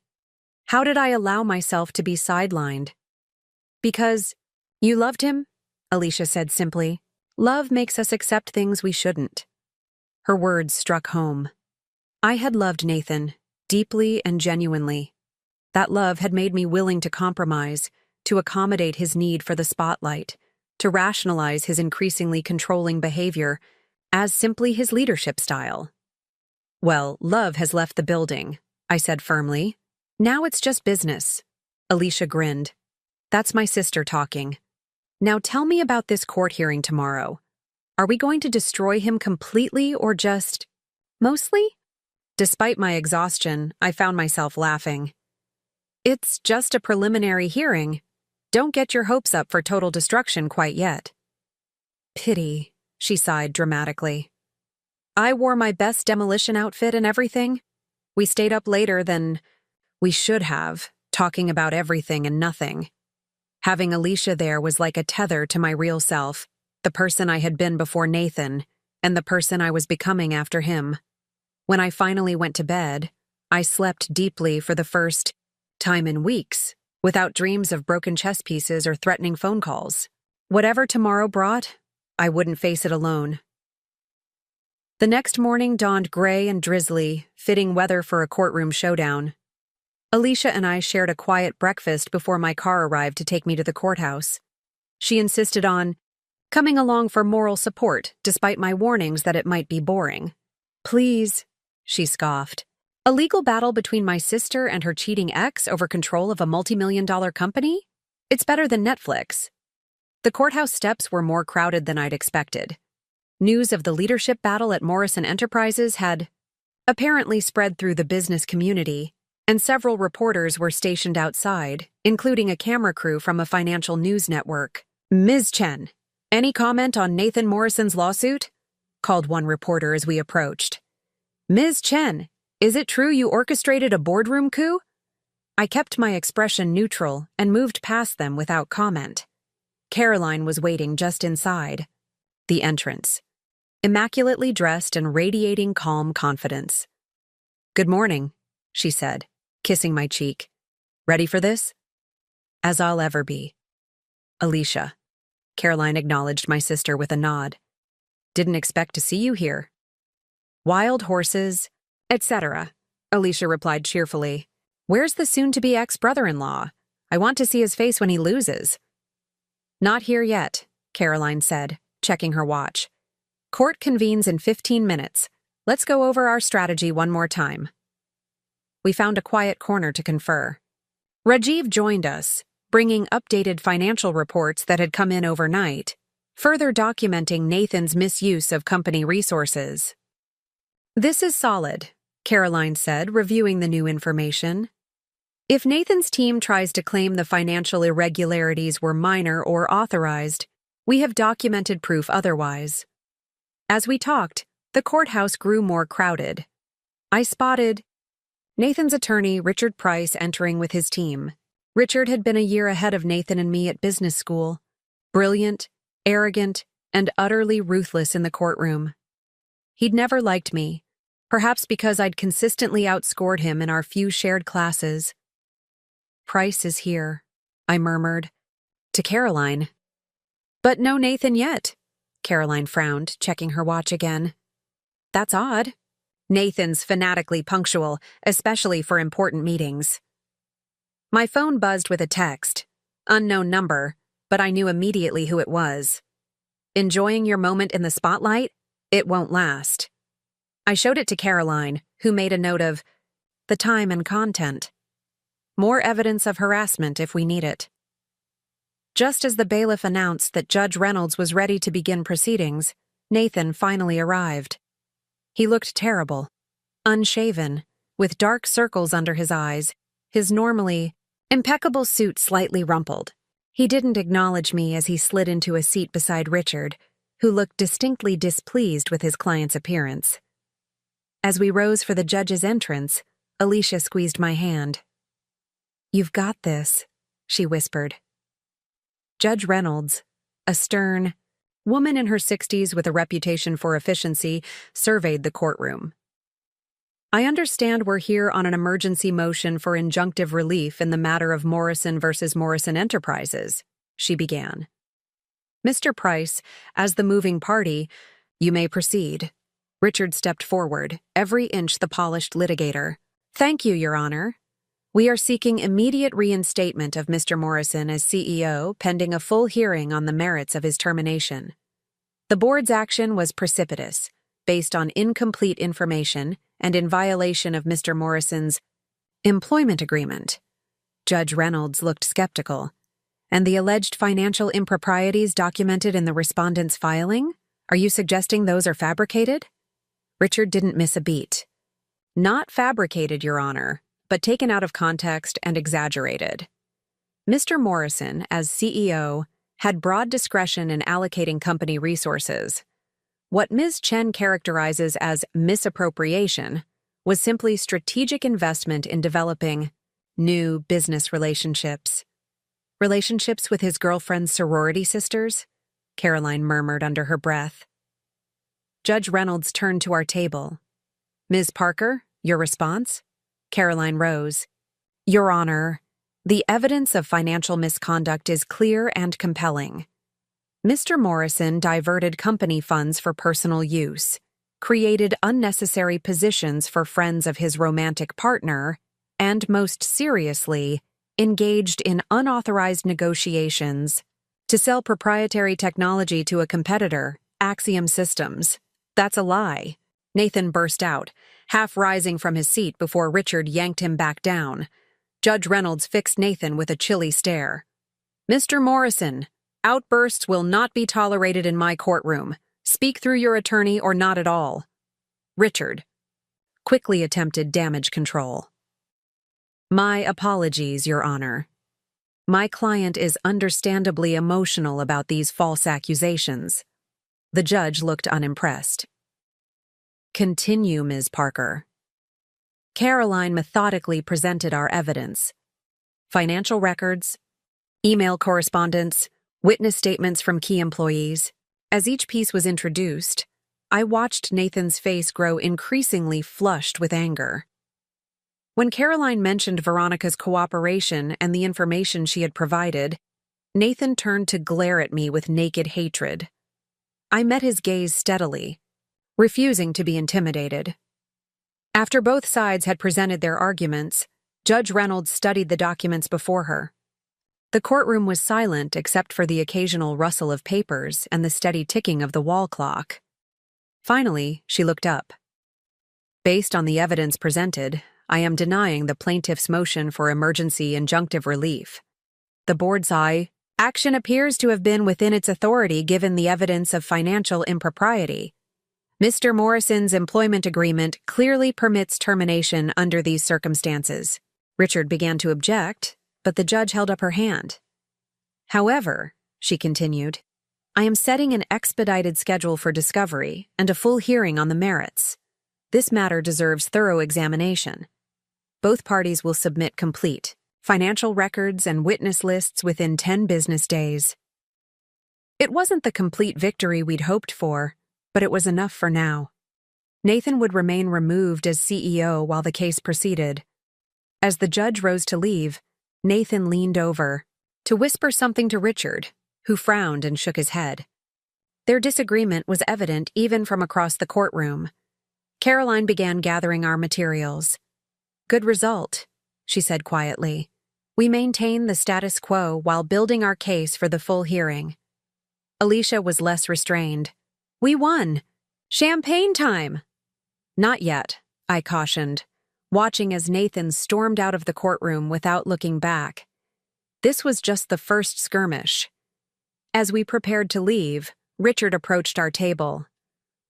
My client would like to discuss settlement. Terms, he said stiffly. Caroline raised an eyebrow. We're listening.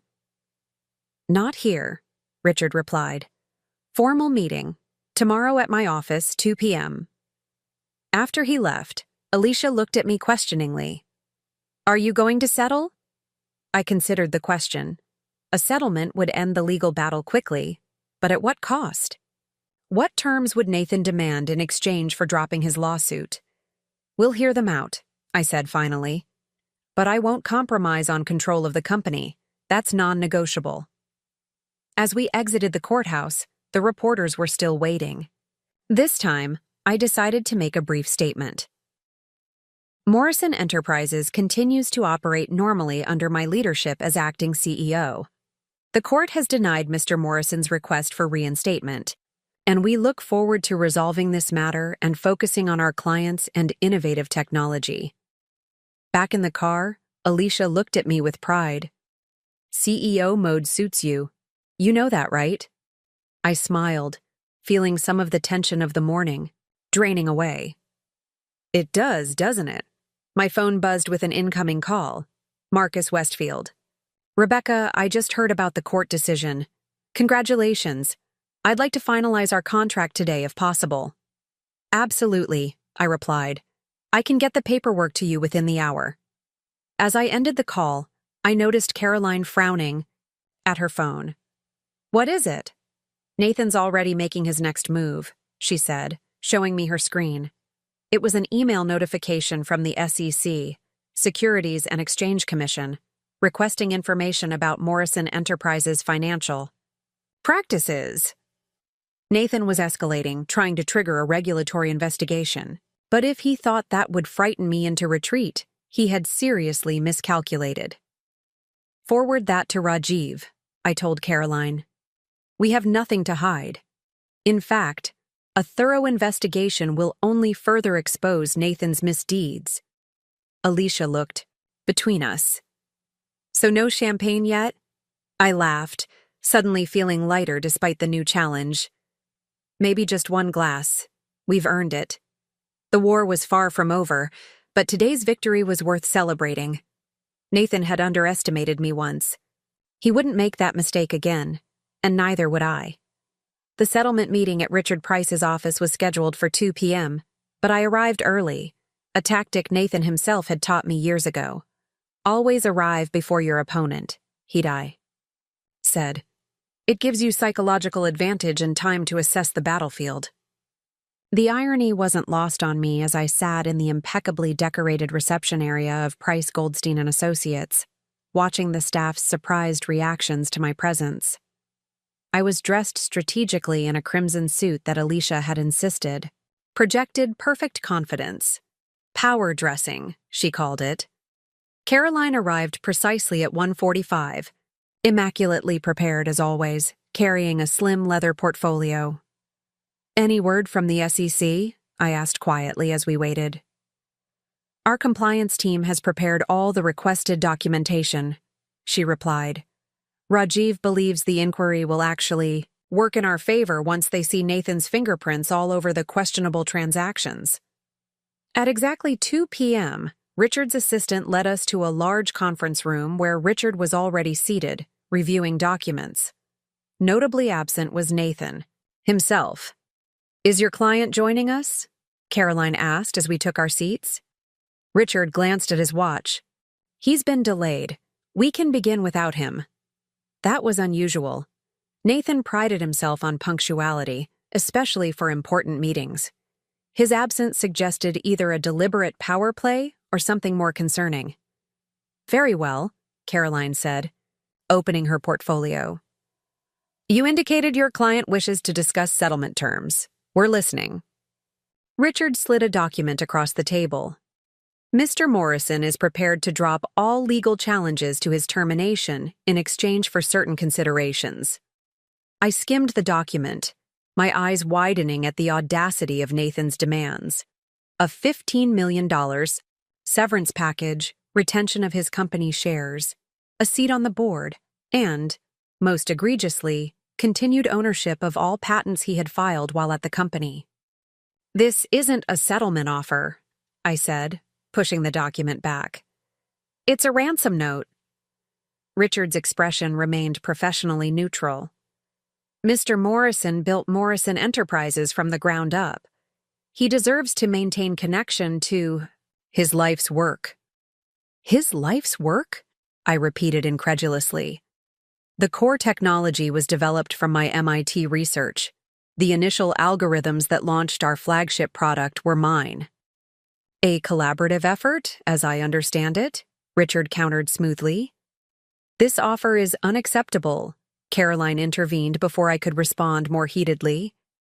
"My client won't concede ownership of patents that rightfully belong to the company, nor will she agree to a $15 million payout given the evidence of Mr. Morrison's financial misconduct." I noticed something odd about Richard's demeanor. Despite his outward confidence, there was tension around his eyes, a slight stiffness in his posture.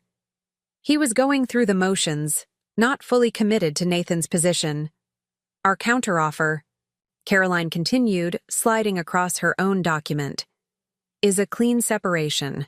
Mr. Morrison keeps his personal investments and assets.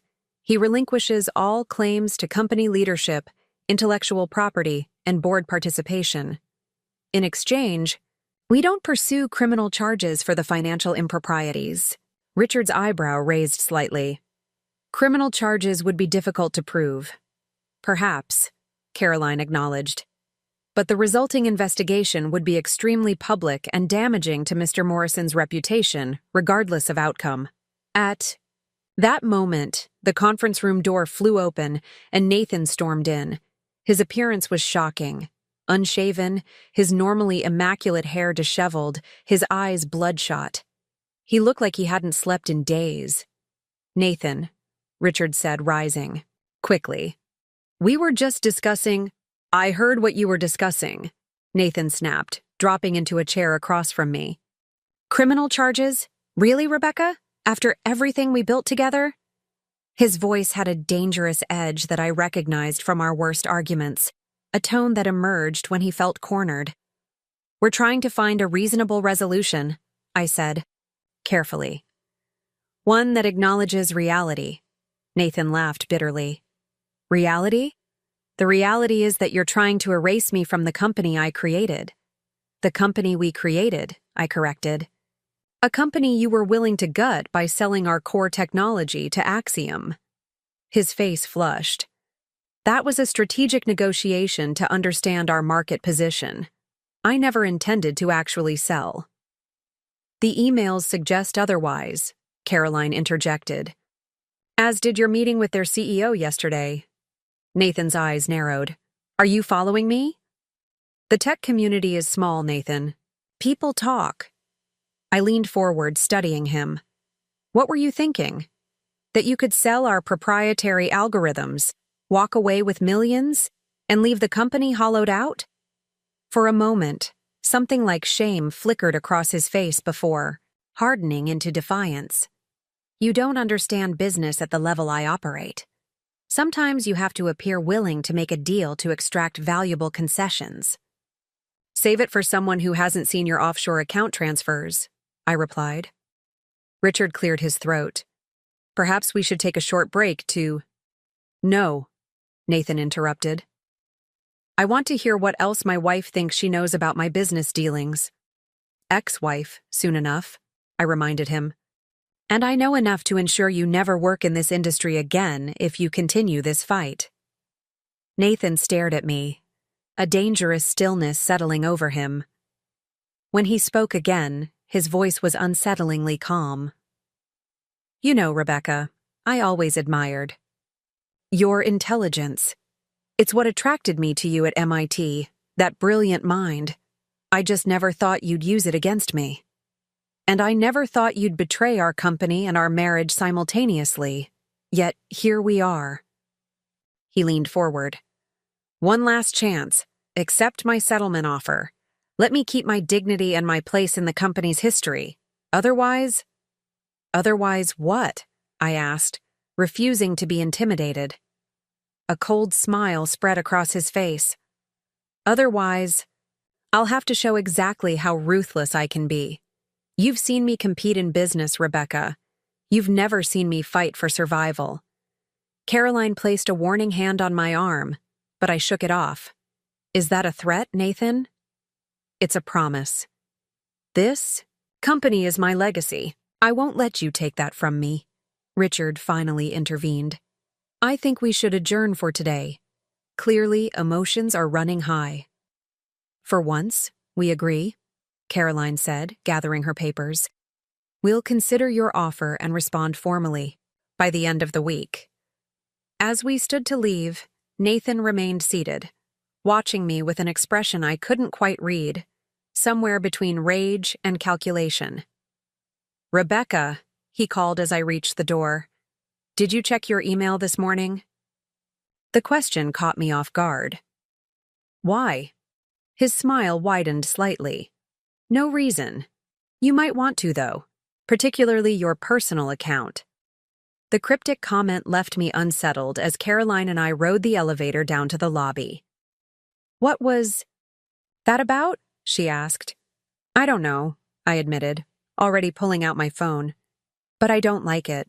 My personal email showed several new messages, but one immediately caught my attention. From TechWire, one of the industry's most influential news sites. The subject line made my blood run cold. Request for comment. Morrison Enterprises Security. Breach? I opened it quickly. Ms. Chen, we've received information suggesting Morrison Enterprises experienced a significant security breach approximately 6 months ago that potentially compromised client data. Our source claims this breach was deliberately concealed from clients and shareholders, potentially violating SEC disclosure requirements. We're preparing to run this story tomorrow and would appreciate your comment as the company's current CEO. Regards, Dana Lawson, Senior Technology Correspondent, TechWire. Caroline, I said, my voice tight as I handed her my phone. We have a problem. She read the email, her expression growing grave. A planted story. Nathan's trying to create a crisis of confidence among your clients and investors. But is it true? Was there a breach? We need to get back to the office immediately, Caroline said, already dialing, and get your cybersecurity team on this now. As our car navigated through midday traffic, I tried to remember any mention of a security incident during the past year. Nothing major had crossed my desk, but I had been gradually excluded from day-to-day operations as Nathan maneuvered Veronica into a more prominent role. My phone rang.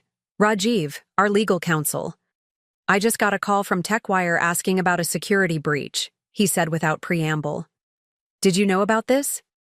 I'm just learning about it myself, I replied. What exactly are they claiming? Morrison Enterprises covered up a major breach that exposed client encryption keys. If true, it's a compliance nightmare. My mind raced. Client encryption keys were the crown jewels of our security business, the digital signatures that validated our clients' most sensitive transactions. A compromise would be catastrophic, both for the affected clients and for our reputation. Get the security team together, I instructed. I'll be there in 20 minutes. And Rajiv? Find Veronica. If this happened, she might know about it. Caroline looked at me questioningly. Nathan's executive assistant for the past 3 years, I explained. If there was a breach and a cover-up, she would have been involved in the response. But she's no longer with the company, Caroline pointed out. Why would she help? Because I'm the only thing standing between her and potential criminal charges for her role in Nathan's financial schemes, I replied grimly. She'll help. By the time we reached Morrison Enterprises, I had already received calls from 2 boardy members and Marcus Westfield, all asking about the rumored security breach. Nathan's strategy was working, creating doubt about my leadership just as I was establishing control. The executive conference room was already filled with our cybersecurity team, legal counsel, and senior engineers when I arrived. Their tense expressions confirmed my fears. This wasn't just a malicious rumor. What do we know? I asked, taking my seat at the head of the table. Our chief security officer, Alan Takeda, cleared his throat. There was an incident approximately 7 months ago, a sophisticated intrusion targeting our client key management system. And I wasn't informed? I asked incredulously. Alan looked uncomfortable. Mr. Morrison instructed that information be compartmentalized. Only he and a small response team were fully briefed. Was there actual data exposure? Based on our investigation at the time, no. The intrusion was detected before any keys were compromised. But what? Alan hesitated. The investigation was limited. Mr. Morrison insisted on handling it personally with outside consultants, rather than following our standard incident response procedures. The implications were staggering. If Nathan had deliberately circumvented proper security protocols, potentially leaving our clients vulnerable while falsely assuring them their data was secure, I need everything, I said firmly. Every log, every report, every email about this incident. And I need to know exactly what clients were potentially affected. As the team dispersed to gather information, I turned to Caroline. This is what Nathan meant. He's trying to force my hand with this threat of exposure. It's a desperate move, she agreed, but potentially effective if not handled correctly. My phone buzzed again. A text from an unknown number. The tech wire. Story is just the beginning. Call me if you want to discuss terms. And Nathan had just escalated our private corporate battle into a potential industry-wide scandal, and he was holding our company's reputation hostage. I deleted the message and looked up at my assembled team. Let's get ahead of this. Full transparency, full accountability. We investigate thoroughly, disclose appropriately, and fix whatever needs fixing. Nathan thinks this is his trump card, but he's forgetting something important. What's that? Caroline asked. I built our security systems. If anyone can verify their integrity and repair any damage, it's me. I straightened my shoulders. Nathan may have started this fire, but I'm going to be the one to put it out. The next 12 hours were the most intense of my professional life. Our cybersecurity teams worked through the night, combing through logs and records to determine the exact nature of the security incident Nathan had concealed. By 3 a.m., fueled by endless coffee and determination, we had assembled a clear picture of what happened, and it was both better and worse than I'd feared.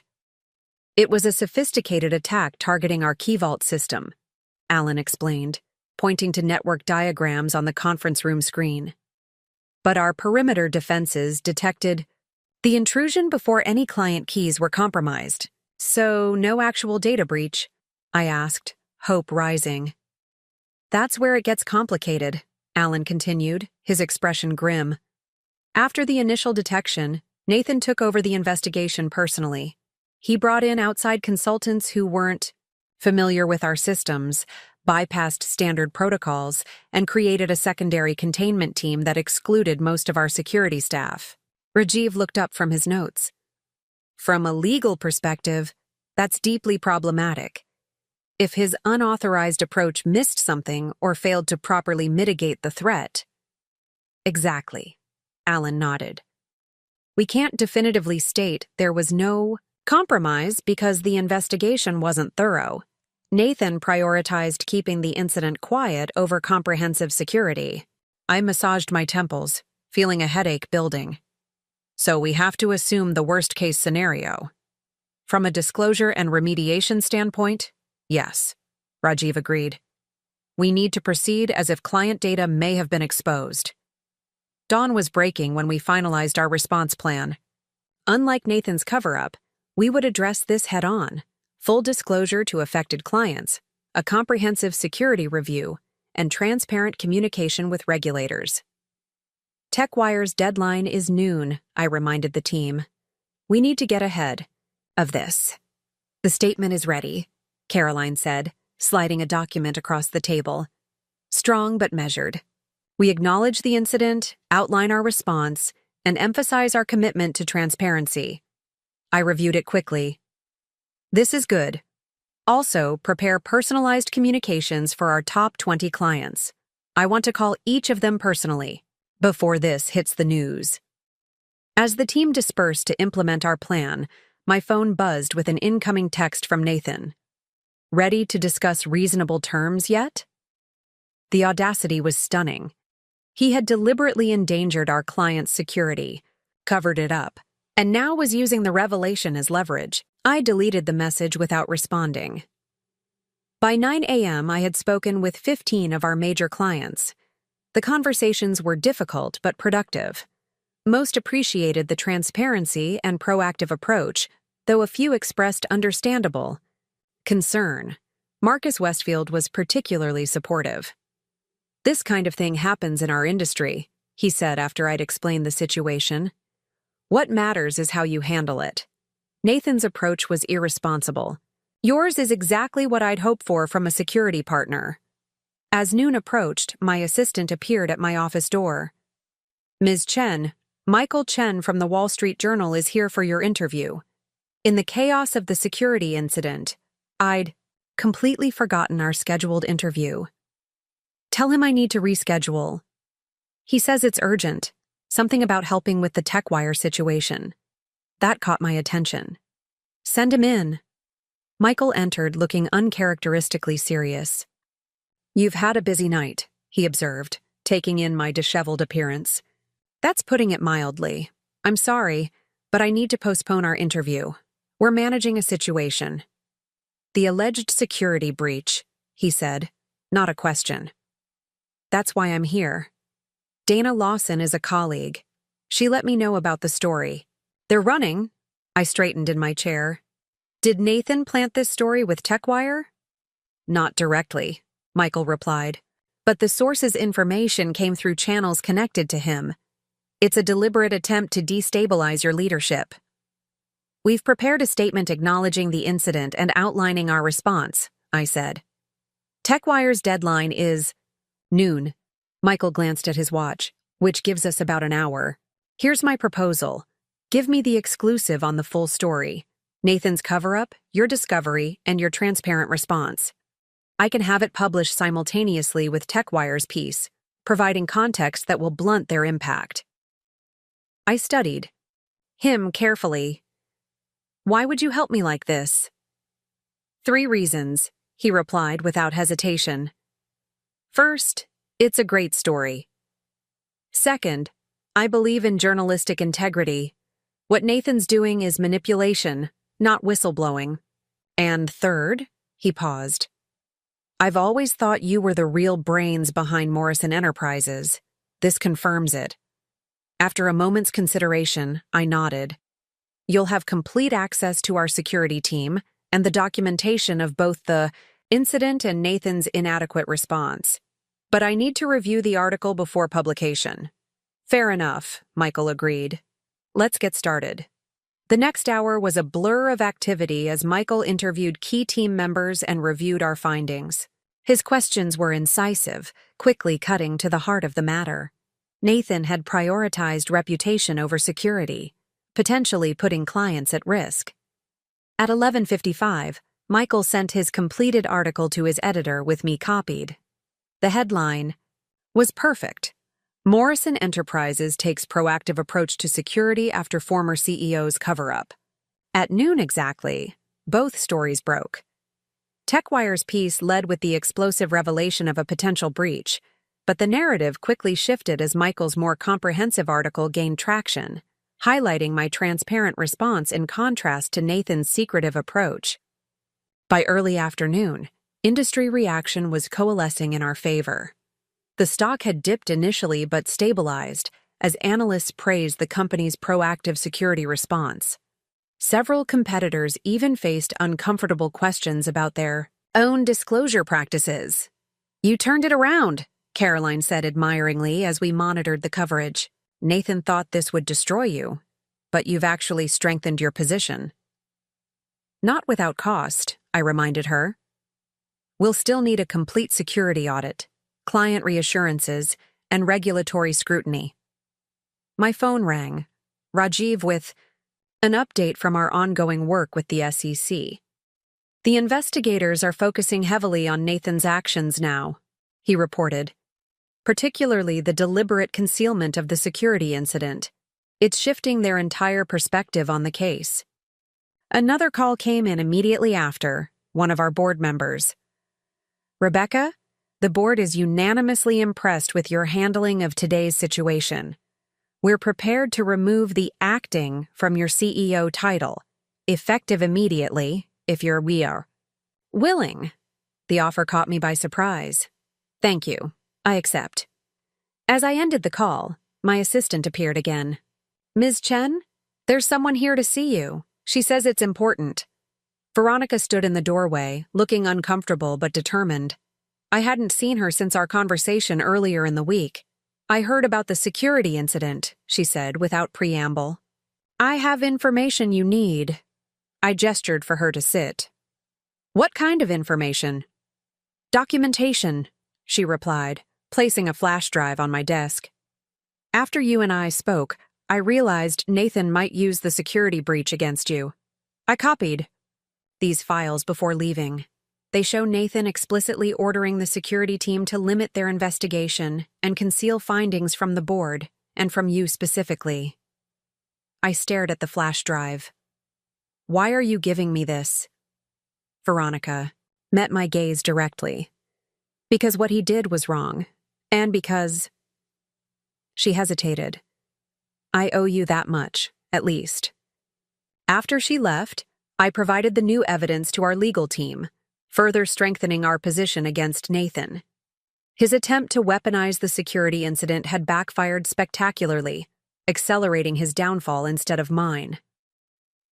That evening, exhausted but triumphant, I finally returned to my apartment to find Alicia waiting with takeout food and wine. "I've been following the news all day," she said, giving me a fierce hug. "You were magnificent." "I had help," I admitted, collapsing onto the couch. "A lot of help." "But you led," she insisted, pouring wine for both of us. "That's what real leaders do. They bring out the best in their team during a crisis." My phone buzzed with a text from Caroline. Nathan's lawyer called. They want to reopen settlement discussions tomorrow, with more reasonable terms. I smiled, showing the message to Alicia, who raised her glass in a toast. "To my brilliant sister, who just beat her ex-husband at his own game." "The game isn't over yet," I cautioned, though I couldn't help returning her smile. "But I think the momentum has shifted decisively." For the first time since discovering Nathan's betrayal, I felt not just angry or determined, but genuinely confident. He had thrown everything he had at me: legal challenges, media manipulation, even corporate sabotage, and I was still standing. More than standing, I was thriving. Nathan had underestimated me from the beginning, gradually pushing me into the shadows because he couldn't bear sharing the spotlight. That had been his critical mistake. In the shadows, I had learned, observed, and prepared. And when the moment came to step back into the light, I was ready. Tomorrow would bring new challenges, a proper security audit, rebuilding client trust, the ongoing SEC investigation. But tonight, I allowed myself to savor this victory, however. Temporary it might be. You know what Dad would say right now, Alicia mused, refilling our glasses. I laughed, already knowing the answer. The best revenge is massive success, we finished together, clinking our glasses in the quiet of my apartment, while somewhere across town, Nathan was learning that lesson the hard way. The new settlement meeting was scheduled for 10 a.m. at our corporate offices, my territory this time, a subtle but important shift in power dynamics. Richard Price arrived 15 minutes early, looking considerably more composed than Nathan had been at our previous meeting. "Ms. Chen," he said, extending his hand as Caroline led him into my office. "Congratulations on your permanent appointment. As CEO?" "Thank you," I replied, shaking his hand firmly. "Will Mr. Morrison be joining us today?" A flash of discomfort crossed Richard's face. "No. He's authorized me to negotiate on his behalf." I exchanged glances with Caroline. Nathan's absence was telling. Either he couldn't face me after his failed attempt to sabotage my leadership, or he was planning something else entirely. "Very well," I said, gesturing toward the conference table. "Let's discuss these more reasonable terms you mentioned." Richard opened his briefcase and withdrew a slim document. "Mr. Morrison is prepared to fully withdraw all legal challenges to his termination and transfer all patent rights to the company in exchange for 3 conditions. He slid the document across to me. I scanned it quickly, raising an eyebrow at the revised demands. While significantly reduced from the previous offer, they were still substantial. A $3 million severance payment, a non-disparagement agreement, from all company executives and public recognition of Nathan's role as founding CEO in all corporate materials. $3 million is still excessive given the financial improprieties, Caroline observed. Richard's expression remained professionally neutral. My client views it as compensation for his years building the company and his intellectual contributions to its success. "And the founding CEO title?" "A matter of legacy," Richard replied. "Mr. Morrison's primary concern at this point is his reputation in the industry." I considered the terms carefully. The money was manageable, a small price to pay for a clean break. The non-disparagement clause was standard and wouldn't prevent us from cooperating with regulatory investigations. The title issue was largely symbolic, though it irked me that Nathan was still trying to claim primary credit for our joint creation. "We can agree to these terms with 2 modifications," I said finally. "First, the severance payment will be contingent on the SEC investigation finding no evidence of criminal behavior on Mr. Morrison's part. Second, company materials will recognize both of us as co-founders, not just Nathan as founding CEO." Richard hesitated. My client was very specific about the founding CEO designation. "Then your client can explain to the SEC why he concealed a security breach from shareholders, clients, and regulators," I replied evenly. "The co-founder's designation is non-negotiable." After a moment's consideration, Richard nodded. "I believe I can persuade him to accept those terms. We'll draw up the revised agreement today." "Excellent," Caroline said. "We'll review it promptly." As Richard prepared to leave, curiosity got the better of me. "How is Nathan, really?" Richard paused, seeming to weigh his response. "Between us, not well. The security breach revelation hit him hard. He genuinely believed his approach was protecting the company. By hiding potential vulnerabilities from our clients, by excluding our own security team from the investigation." Richard sighed. "I didn't say his belief was rational. Nathan has always had a particular way of viewing the world, one where his actions are always justified, regardless of consequences. That much was certainly true. Throughout our marriage, Nathan had displayed an uncanny ability to rationalize his behavior, no matter how questionable. It was part of what made him successful in business, and ultimately disastrous as a husband and partner." After Richard departed, Caroline looked at me questioningly. Are you sure about the co-founder's designation? We could push for sole credit given everything that's happened. I shook my head. I don't need to erase Nathan from the company's history to secure my place in it. The truth is, we did build it. Together, even if he later tried to push me out. Very magnanimous, Caroline observed. Not really, I replied with a small smile. Being the bigger person while still getting everything I want feels pretty satisfying, actually. By late afternoon, Richard had returned with the revised settlement agreement incorporating my changes. Nathan had apparently accepted the terms without further argument, a surprising capitulation that suggested just how desperate he was to end the public spectacle of our corporate divorce. As I signed the agreement, a weight lifted from my shoulders. The battle with Nathan was effectively over. Now I could focus entirely on rebuilding client trust and moving Morrison Enterprises forward. I think this calls for a celebration, Caroline suggested as we filed the final paperwork. Dinner tonight?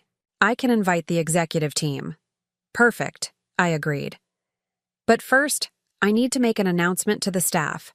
They've been living with this uncertainty for too long. At 4 p.m., I gathered the employees for an all-hands meeting. Standing at the podium, looking out at the people who had weathered this storm alongside me, I felt a surge of gratitude and responsibility. Thank you all for coming, I began. I'm pleased to announce that the leadership transition is now complete. Nathan Morrison has withdrawn all challenges to the board's decision, and I have accepted the position of permanent CEO. A spontaneous round of applause broke out, catching me by surprise. These were people who had worked under Nathan for years, yet many seemed genuinely pleased with the change in leadership. Moving forward, our priorities are clear, I continued, when the applause subsided. Completing our comprehensive security audit, rebuilding trust with our clients, and developing the innovative solutions that have always been at the heart of our company. After the announcement, several long-time employees approached to offer congratulations and support. Their validation meant more than any corporate title or settlement term could. As I prepared to leave for the celebration dinner, my assistant handed me a small package that had just been delivered. This came for you, Ms. Chen. Security has cleared. Inside was a single chess piece, a white queen, intact this time, and a handwritten note. Checkmate. Well played. And I studied the piece thoughtfully before placing it on my desk. Unlike the broken queen he'd sent before, this one stood tall and unblemished. A final acknowledgement of defeat, perhaps. Or maybe something more complex, a reluctant recognition of my rightful place. Either way, the game was over. And unlike chess, where victory means the other player's king is trapped, this win has set us both free. 3 months later, Morrison Enterprises had not only weathered the storm, but emerged stronger. Our comprehensive security audit had reassured clients of our commitment to their data protection. The Westfield contract was proceeding smoothly, opening doors to new government and enterprise partnerships. Most importantly, the company culture was transforming, more collaborative, more transparent, and more innovative than it had been under Nathan's leadership. I had just wrapped up our quarterly board meeting, where we'd reported a surprising 12% revenue growth despite the recent turbulence. The board members were visibly impressed, particularly Helen Winters, who had pulled me aside afterward. I've been on this board for 7 years, she said, and I've never seen the company this energized. You've done in 3 months what Nathan couldn't accomplish in 3 years. Her words were validating, but the real satisfaction came from seeing my vision for the company taking shape. We had restructured our research and development teams, giving talented engineers more autonomy and credit for their innovations. We'd implemented a more generous parental leave policy and flexible work arrangements. And we'd launched a mentorship program specifically designed to support women in tech. These changes weren't just feel-good initiatives. They were attracting top talent in a competitive industry. 3 senior developers who had left during Nathan's tenure had returned, bringing valuable expertise back into the fold. As I packed up my materials from the board meeting, My phone buzzed with a text from Michael Chen. "Have you seen the latest TechCrunch article?" I hadn't. Between running the company and finalizing my divorce, I'd been too busy to keep up with industry news. I quickly pulled up the site and found the headline, "Former Morrison CEO Nathan Morrison joins venture capital firm Altitude Partners." So, Nathan had landed on his feet after all. I wasn't surprised. The tech industry had a short memory, and his networking skills had always been exceptional. According to the article, he would be focusing on early-stage security startups, leveraging his extensive experience in the cybersecurity sector. I smiled wryly at the spin. Nathan had certainly gained extensive experience in security, mainly in what not to do when faced with a breach. But I felt no desire to publicly correct the record. Our settlement's non-disparagement clause worked. Both ways, and more importantly, I had moved beyond the need to define myself in opposition to Nathan. My assistant knocked on the door. "Ms. Chen, Veronica Peterson is here to see you." That was unexpected. I hadn't spoken to Veronica since she'd provided the evidence about Nathan's security cover-up. "Send her in," I said, curious about what had prompted this visit. Veronica entered, looking markedly different from the polished, slightly artificial woman who had been at Nathan's side. Her makeup was minimal, her hair pulled back in a simple ponytail, and she wore a professional but understated outfit. "Thank you for seeing me," she said, her usual confidence tempered with what appeared to be genuine humility.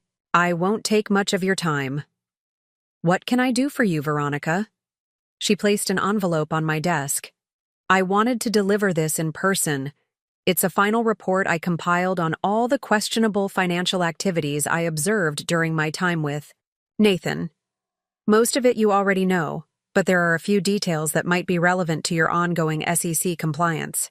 I picked up the envelope, surprised by this voluntary disclosure. "Why now?"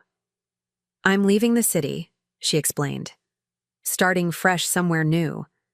But before I go, I want to make sure I set things right as much as possible."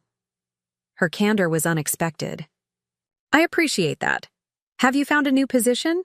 "Yes, though not in tech." A small smile crossed her face. "I'm going to work for a nonprofit in Seattle. Lower salary, but better for my soul, I think." I nodded, understanding the desire for a clean slate. "I wish you well, Veronica." She hesitated, then added, "I saw the article about Nathan's new job. Thought you should know he tried to bring me with him, offer a substantial salary. But you declined." "Some lessons only need to be learned once," she replied simply. "Besides, Altitude Partners has a reputation for cutting corners, not the fresh start I'm looking for." After Veronica left, I sat reflecting on how completely my life had transformed in just a few months. From being gradually sidelined in my own company to taking full control. From a marriage built on partnership that had devolved into betrayal to a new independence I was growing to cherish. That evening, I met Alicia for dinner at our favorite restaurant before her flight back to London. She had extended her stay to support me through the transition, but was eager to return to her gallery and the British architect who had been patiently waiting. "So, Nathan's back in the game," she remarked as we settled into our table. "Does that bother you? Honestly?" "No," I replied, surprising myself with how true it was. "He'll always be part of this industry, just as he'll always be part of my history. But neither of those facts define my future." Alicia raised her glass. "To new chapters, then." "New chapters," I agreed, clinking my glass against hers. As we enjoyed our meal, I found myself genuinely curious about what lay ahead. The company was thriving under my leadership. My personal life, which had been consumed by the corporate battle, was finally opening up to new possibilities. "There's something I've been meaning to ask," Alicia said as we finished dessert. "With everything settled, have you thought about changing the company name? Morrison Enterprises still carries his name." I had considered it briefly but dismissed the idea.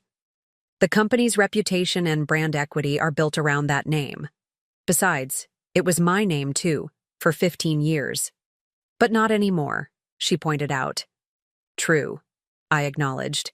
But I've reclaimed everything else about the company that matters. The name is just letters on a building. What mattered more than the name was what we stood for: innovation, integrity, and inclusivity. Those values were being embedded into the company culture in ways that would outlast any individual leader, myself included. As we walked out into the cool evening air, Alicia linked her arm through mine. You know what I'm most proud of? That you never let him make you bitter. You fought back, you won, but you didn't let it change who you are. Her observation touched me deeply. The past months had certainly tested me, pushing me to find strength and resilience I hadn't known I possessed. But through it all, I had tried to stay true to my core values, even when making the hard decisions that leadership required. That might be the real victory, I said softly. Above us, the city lights glimmered against the darkening sky, much like the future ahead, bright with possibility, vast with potential, and finally, undeniably mine to shape. 6 months after taking control of Morrison Enterprises, I found myself in a position I never would have anticipated during those first difficult days, being named one of the 50 most influential women in technology by Innovation Quarterly. The photo shoot in my office had just wrapped up, and the interviewer, a sharp-minded woman named Elaine, was asking her final questions. Looking back at everything that's happened, what would you say was the turning point? She asked, her recorder capturing my response. I considered this carefully. It wasn't the boardroom confrontation or winning the legal battle. The real turning point came earlier, the moment I stopped seeing myself through Nathan's eyes and started recognizing my own value again. That's powerful, Elaine noted. Many women in similar situations never reach that point. I was fortunate to have support, I acknowledged, thinking of Alicia, Caroline, and the many colleagues who had stood by me. But ultimately, it was a choice I had to make for myself. After the interview concluded, I walked to the window of my office, gazing out at the cityscape below. The company had just closed its most successful quarter in history. Our stock had risen 22% since I'd taken over.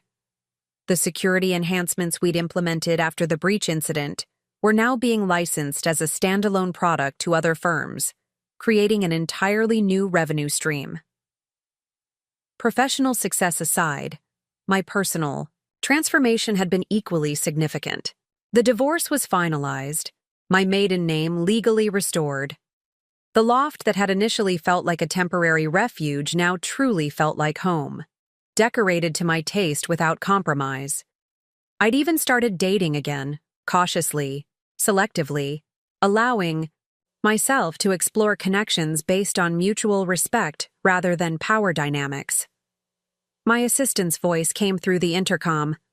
Ms. Chen, Mr. Westfield is here for your lunch meeting. Send him in, please. Marcus entered with his usual commanding presence, though I noticed him taking in the office changes with approval. Gone was Nathan's sterile minimalism, replaced by a warmer aesthetic that balanced professionalism with personality. Art from female artists on the walls, comfortable seating for collaborative discussions, and large whiteboards for spontaneous brainstorming. Rebecca, he greeted me warmly. The place looks different. Better. Thank you. It reflects how we work now. More collaborative, less hierarchical. Over lunch in the executive dining room, Marcus and I discussed the next phase of our partnership, integrating our security solutions more deeply into Westfield's new line of smart home devices. My technical team was skeptical when we first brought this to them, Marcus admitted. They'd had difficult experiences working with Nathan's engineers in the past, but they've been singing your team's praises these last few months. We've worked hard to change the culture, I explained. Engineers who create solutions together should get equal credit. No more top-down attribution. As our meeting concluded, Marcus hesitated slightly before speaking again. I ran into Nathan at a funding event last week. I kept my expression neutral, though I was curious. Oh? He asked about you, actually. Wanted to know how our partnership was progressing.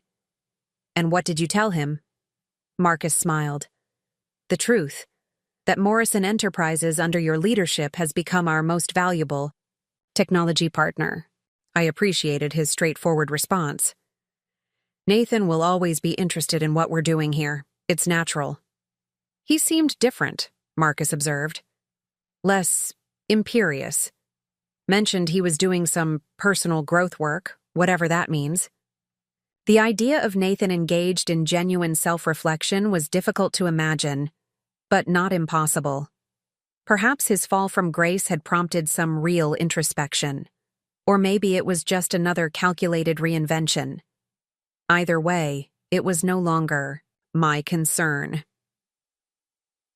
That evening, I had dinner plans with Michael Chen, whose exclusive article during the security breach crisis had blossomed into a friendship that was gradually evolving into something more. His journalistic integrity and intelligence had impressed me from the beginning, but it was his genuine interest in who I was beyond the corporate story that had drawn me to him personally. We met at a small Italian restaurant far from the usual tech industry haunts. Michael was already seated, looking relaxed in casual clothes rather than his typical professional attire. Congratulations on the Innovation Quarterly profile, he said as I joined him. Though they barely scratched the surface of what you've accomplished. Maybe that's because you've set my media expectations too high, I teased. Not every journalist does months of background research before an interview. Professional thoroughness, he protested with a smile. Is that what you call it? I thought you were just looking for any excuse to see me again after that first Wall Street Journal interview. That too, he admitted, raising his glass. To investigative persistence.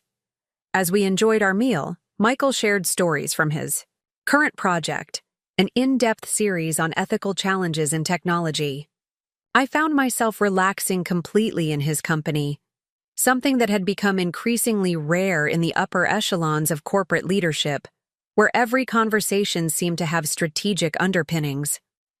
I have news, he said as we shared dessert. The technology editor position at the Journal, they offered it to me yesterday. Michael, that's wonderful. I reached across to squeeze his hand. You've wanted that for years. There's a catch, he continued. It would mean relocating to their San Francisco office.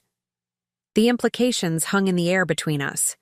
Whatever was developing between us would face the challenge of distance or a significant decision from one of us. When would you need to decide? I asked carefully. 2 weeks, he replied.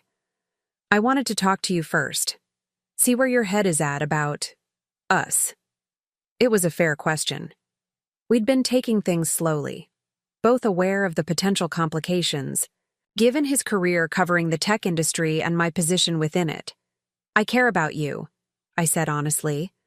More than I expected to, especially after everything with Nathan. But I also know how important this opportunity is for your career. I wouldn't want you to turn it down because of me. And I wouldn't want to walk away from something real between us for a job, even a great one, he replied. I guess what I'm asking is, are we building something worth fighting for here?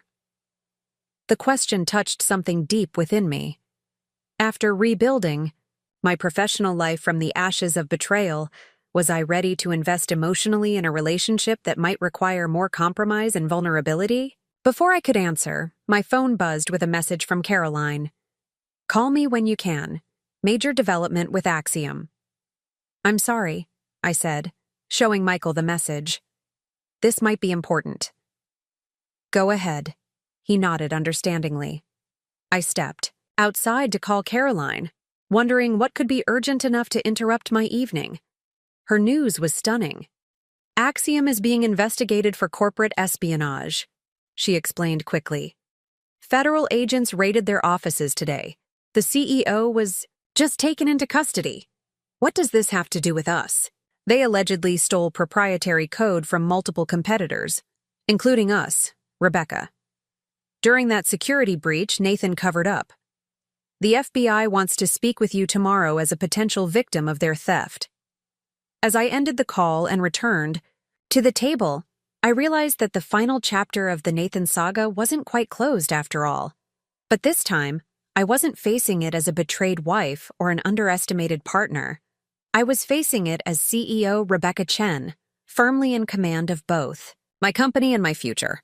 The FBI investigation into Axiom's corporate espionage unfolded rapidly over the next few weeks. I spent hours with federal agents, detailing our security systems and the breach Nathan had concealed. According to evidence they'd uncovered, Axiom had indeed compromised our systems during that incident, extracting portions of our proprietary code. We believe Mr. Morrison was unaware of the successful extraction, Special Agent Harding explained during one of our meetings. His cover-up appears motivated by reputational concerns rather than active collusion with Axiom. This revelation was oddly comforting. Nathan had been negligent, arrogant, and deceptive, but he hadn't deliberately sold out our technology. His flaws were serious but stopped short of outright corporate treason. What was less comforting was learning how close Nathan had actually come to selling our core technology to Axiom before I'd taken control of the company. Email records recovered in the FBI raid showed negotiations far more advanced than we'd initially believed. So if I hadn't intervened when I did, I began. Based on this timeline, Agent Harding said, tapping the document spread across my conference table, Morrison Enterprises would likely have been gutted within 3 months. Your core technology transferred, your client base vulnerable, your competitive edge eliminated. The realization sent a chill through me. My timing hadn't just been good, it had been essential. The company I'd co-founded, the innovations I'd helped create, the livelihoods of hundreds of employees, all had balanced on a knife's edge. As the investigation progressed, I received an unexpected call from Richard Price, Nathan's attorney. "Ms. Chen," he began formally, "I'm calling because my client has been asked to provide testimony regarding his interactions with Axiom. He's cooperating fully with the investigation, but he's requested a meeting with you beforehand." "A meeting? Why?" Richard hesitated. "He feels there are things he needs to explain personally, context that might be important." My instinct was to refuse. What could Nathan possibly say that would matter now? But curiosity won out. Tomorrow morning, 8 a.m. at my office, I decided. Tell him he has 30 minutes. I informed Caroline and our security team about the meeting. Caroline insisted on being present, concerned about potential legal implications. "This could be another manipulation tactic," she warned. "Don't let your guard down." Nathan arrived precisely at 8 a.m. the next day. As security escorted him to my office, I was struck by how different he appeared from the polished executive I'd been married to for 15 years. He looked thinner, his designer suit hanging slightly loose, his once perfect hair now flecked with more gray than I remembered. "Rebecca," he said as he entered, his voice lacking its usual commanding tone. "Thank you for seeing me." Caroline sat beside me, a legal pad ready, her expression professionally neutral but watchful. "You requested this meeting," I said, not unkindly but maintaining formal distance. "I'm listening." Nathan sat across from me, his hands clasped tightly on the table between us. For a moment, he seemed to struggle with where to begin. "I've been working with a therapist," he finally said, the admission clearly difficult for him. "Part of the process is making amends where possible. Not for forgiveness, I don't expect that, but for accountability." I remained silent, waiting. "The FBI has probably told you I wasn't actively colluding with Axiom during the breach," he continued, "but that doesn't excuse what I did. The cover-up, the inadequate response, it was inexcusable. I put this company, our company, at risk because I couldn't admit a mistake." "Why are you telling me this now?" I asked. "Because you deserve to hear it directly from me. And because when I testify about my dealings with Axiom, I want to be completely honest about my failures. That includes acknowledging that I nearly destroyed what we built together out of pure ego." The admission was surprising in its candor. Nathan had never been one to acknowledge weakness or error. Whatever personal growth work Marcus had mentioned seemed to be having an impact. "Your actions endangered our clients' data and our company's future," I said. "But I appreciate your honesty now." Nathan nodded, accepting the measured response. "There's something else you should know. The negotiations with Axiom. They approached me initially because they believed I was the vulnerable one, the partner who could be turned against the company's interests. Why would they think that? Because in industry circles, it was an open secret that I took credit for your innovations." His gaze dropped momentarily. "They'd done their research. They knew the foundational algorithms were your work, not mine. They specifically targeted me because they recognized I'd prioritize my ego over the company's well-being."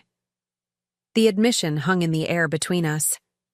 After years of Nathan subtly and not so subtly claiming credit for my work, hearing him acknowledge the truth was vindicating, but also strangely hollow. The recognition came too late to save our partnership, our marriage, or the years I'd spent doubting my own value. "I appreciate your candor," I said finally. "It will help the investigation." Nathan looked as though he wanted to say more, perhaps something more personal, but thought better of it. Instead, he reached into his briefcase and withdrew a folder. "This contains all my notes and recollections of meetings with Axiom, including conversations not documented in emails. It might help your security team understand exactly what was potentially compromised." As the meeting concluded and security prepared to escort Nathan out, he paused at the door. "You've done remarkable things with the company, Rebecca. Better than I ever did." After he left, Caroline looked at me questioningly. That was unexpectedly. I finished for her. "But helpful for the case?" "And for you?" she asked perceptively. I considered the question. Closure, maybe, of a kind I didn't know I needed. The following weeks brought a whirlwind of activity. The Axiom case expanded, revealing a pattern of corporate espionage targeting multiple companies in our sector. Nathan's testimony proved crucial in building the government's case, earning him some measure of redemption in industry circles. Meanwhile, Morrison Enterprises continued to thrive under my leadership. We launched a new security product built specifically to counter the kind of breaches Axiom had executed, turning our painful experience into a market advantage. Our client base expanded, our stock price climbed, and our reputation as an innovation leader solidified. On a personal level, I faced the decision about Michael's potential move to San Francisco. After much reflection, I surprised myself by suggesting a third option. Morrison Enterprises has been considering opening a West Coast office for months, I told him over dinner at my loft. It makes strategic sense for us to have a presence in Silicon Valley. I could split my time between coasts, at least initially. Michael's eyes lit up. "You'd consider that?" "I would," I confirmed. "Not just for us, though that's a significant factor. It's actually a smart business move we've been contemplating anyway." The fearsome CEO Rebecca Chen making a life decision that benefits both her company and her personal happiness? Revolutionary concept, he teased. "I'm learning that success doesn't have to come at the expense of personal fulfillment," I replied. That was Nathan's model, not mine. 1 year to the day after I had watched Nathan and Veronica dining together at that upscale restaurant, planning their future while I plotted my corporate takeover, I stood on stage at the National Women in Technology Conference, delivering the keynote address. Resilience isn't just about surviving difficulty, I told the audience of primarily female technology leaders and aspiring professionals. It's about reclaiming your narrative when others have tried to write you out of it. It's about recognizing your value when others have tried to diminish it. From my vantage point on stage, I could see Alicia in the front row, having flown in from London specifically for this event. Michael sat beside her, his proud smile warming me even from a distance. Representatives from Morrison Enterprises filled several tables, including some of our longest-serving employees who had witnessed the company's entire evolution. The technology industry often celebrates disruption, I continued. But true innovation isn't just about disrupting markets. Sometimes it's about disrupting expectations, challenging assumptions about who belongs at the table and whose contributions matter. As I concluded my speech to enthusiastic applause, I reflected on the journey that had brought me to this moment. The path hadn't been straight or easy. It required courage to confront betrayal, strength to reclaim what was rightfully mine, and wisdom to shape something better from the ashes of what was lost. Nathan had left me for his secretary, not knowing I owned 51% of his company. That single fact had given me the leverage to take back control when the moment came. But the true power hadn't resided in legal ownership. It had always been within me, in my knowledge, my resilience, and my vision for what the company could become. Later that evening, surrounded by friends and colleagues at the reception, I found a quiet moment to step onto the venue's balcony. The city lights sparkled below, reminiscent of the view from my office, but somehow more magnificent from this perspective. My phone buzzed with a text from Michael. Snuck away to file my story on your speech. Heading home after. Dinner tomorrow. Before the SF trip? I smiled, typing back. Perfect. Looking forward to both. As I slipped my phone back into my pocket, I noticed a small velvet box that had been placed on the balcony ledge, with a card bearing my name. Opening it, I found a chess piece inside, a white queen, but unlike the ones Nathan had sent, this one was cast in solid platinum, gleaming in the moonlight. The card read simply, "To the most formidable opponent I've ever faced, and the most remarkable leader I've ever known. Your move changed the game for all of us. Thank you." And I held the queen thoughtfully, appreciating the gesture for what it was. Not an attempt at reconciliation or forgiveness, but an acknowledgement of respect, hard-won and well-earned. Then, I tucked both the chess piece and card into my evening bag and returned to the reception, to the company I'd built, the people I cared for, and the future I was creating, one entirely my own. Looking for more? We've got 2 amazing stories ready for you right on screen. If this one touched you, these are absolutely worth your time. Click to watch them now. And hey, subscribe and hit that bell to never miss our latest uploads.